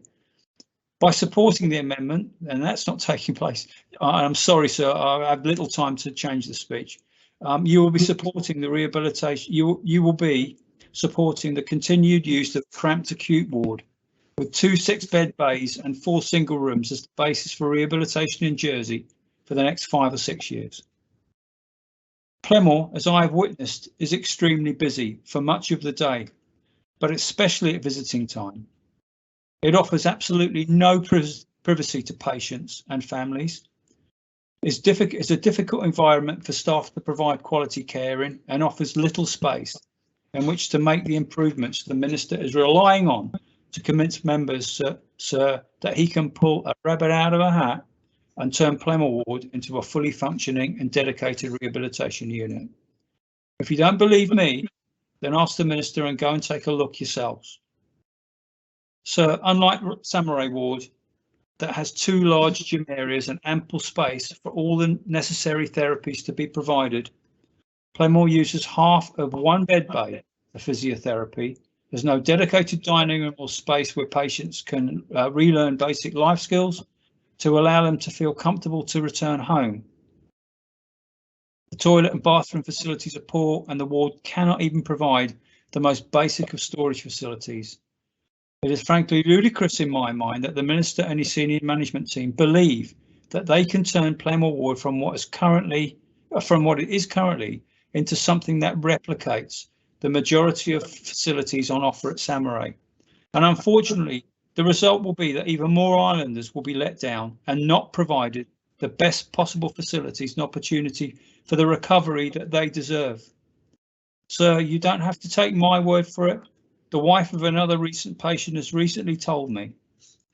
I believe that if Samurai Ward had still been open, my husband would have received a proper period of rehab in the correct environment and by staff who understood the nature of the problems faced by stroke patients.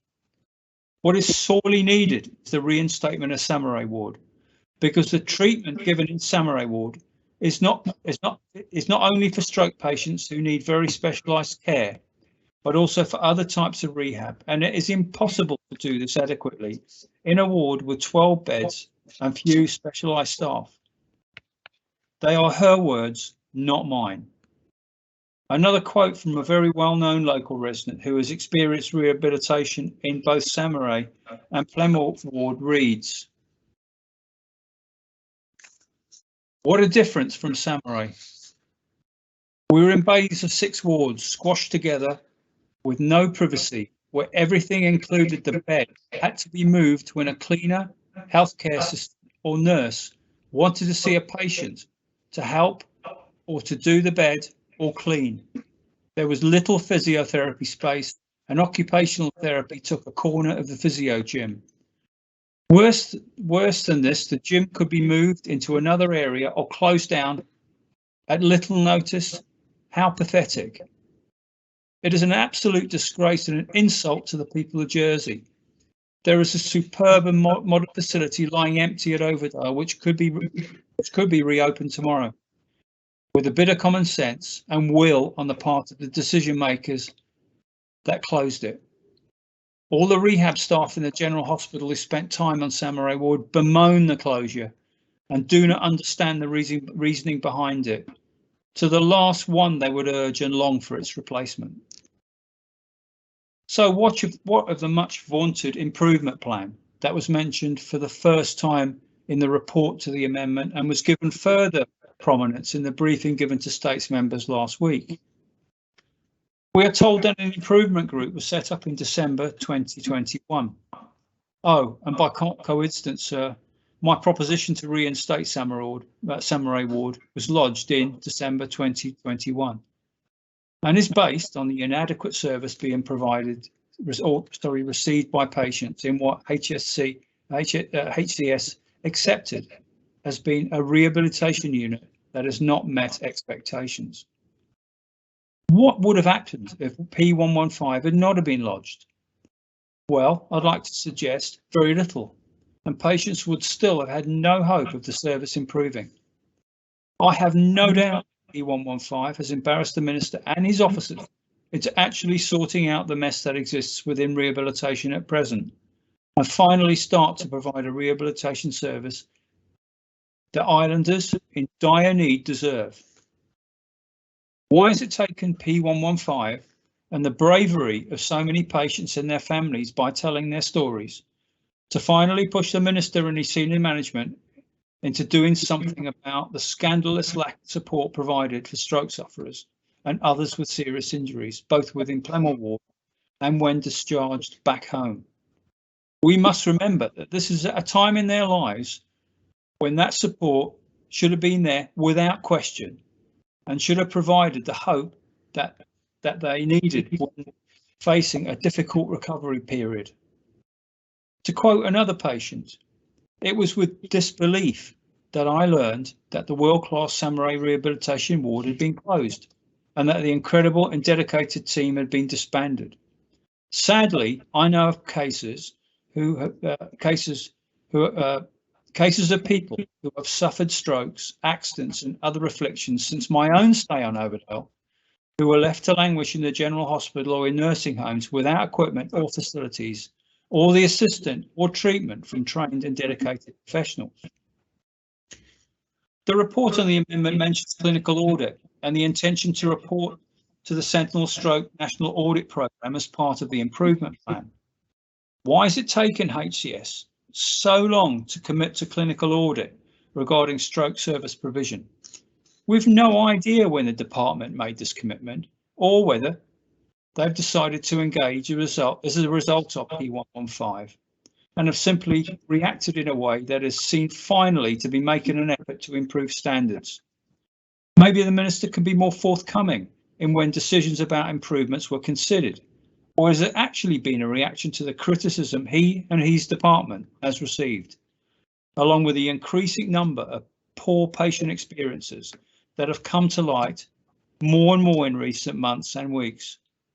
Whatever the reason, an audit of current services has to be seen as a step in the right direction, but to have any credibility at all when it comes to conducting a clinical path review, I believe it must be carried out independently of HCS and Jersey by an organisation such as the Quality Care Commission in the UK. To carry out any audit of services, then key measurables will need to be decided and in place, and that now brings me on to the National Clinical Guidelines for Strokes, which HCS now want to use to provide evidence-based standards on which to assess and audit the quality and structure of stroke rehabilitation services in the island. These guidelines state many impairments and activity restrictions are present from the outset of stroke. Some recover rapidly and completely, and may no longer be present when care is transferred from the inpatient setting. Other problems will persist over weeks, months, years, and may even increase over time as a person's priorities alter and an awareness develops of life after stroke. Service organisation and the delivery of rehabilitation are typically focused in the first months of stroke and often fail to meet the long-term and evolving needs of people with stroke. Rehabilitation should not end solely because natural recovery appears to have reached a plateau. This, I believe, captures one of the major issues that currently plagues the provision of rehabilitation services on Plemwell Ward, that of the limited time that patients are allowed to spend in the rehabilitation unit and the limited recovery some islanders are making. This being because the facilities on Plemwell Ward are simply not preparing patients adequately, if at all, for life back at home. Couple this with the shortage of services in the community, supposedly the backbone of the community care model, that ideally should be wrapped around a patient when back at home. It is making life impossible for some rehabilitation patients. It now seems to be almost a lottery as to whether you are provided therapy sessions at home or not, which means that we are not aiding patients to receive and improve sufficiently well enough to begin a transition back into day-to-day life. I received the following from the wife of a patient who was in Plemmer Ward towards the end of 2021. To my knowledge, no physio was given to him until the 3rd week following the operation, other than the occasional visit from physios who gradually got him out of bed and into a chair for short periods. At that stage, he was unable to stand unassisted or walk at all. At weekend, there were no physiotherapy visits, so any progress he made during the week was lost by Monday. He also needs help with meals. He often had to wait for help or gave up bothering to eat. However, the ward sister gave me permission to go in any time, so I went in meal times from the 2nd week. Of course, none of the above was anyone's fault. These things happen, and every department seemed to be short-staffed. The care received from all staff was excellent.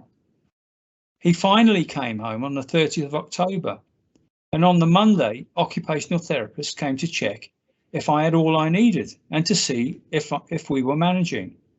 They did get him to his feet for a few steps. This is the only time we have seen or heard from anyone in the General Hospital. We are now in our 4th week at home since the discharge, and he is making slow progress. Fortunately, I can communicate, but I'm really concerned that rehabilitation is so limited following the closure of Samurai that there are people less fortunate than my husband who are simply left to rot. The husband of another patient who suffered a severe stroke has told me, before the closure of Samurai Rehabilitation Centre, there was no time limit on people staying there and no cost to patients. The equipment in Plemmer Ward and the service provided is a shadow of its former self. Having received an inferior level of rehabilitation, a patient must now leave hospital after a maximum of 13 weeks and can only return home if the family can provide a satisfactory care package that is acceptable to the authorities. With some difficulty, we were able to put together an acceptable care package.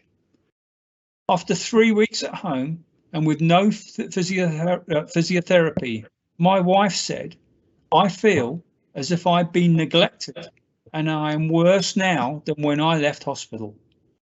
After several weeks, I contacted the hospital, who then offered my wife 1 hour per week of physiotherapy up at Overdale. When I asked how long that would last, the response was, I have no idea. Sir, is this where rehabilitation in Jersey has fallen to? We have to ask ourselves what we want for Islanders, what we want for our own loved ones, who might be unfortunate enough to suffer a severe stroke or injury. Is this what we signed up to when we agreed to follow the Jersey Care model, a model based on care being provided in the community? I believe that the funding would follow the patient from the hospital into the community, and what was free in the past would be free in the future. But it seems that many families are now being expected to pick up the cost of care, such as physiotherapy, if they don't want to see their family member deteriorate.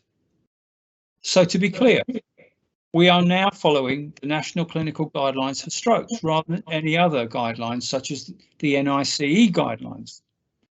So let's take a look at a few of these guidelines to understand how well we are doing.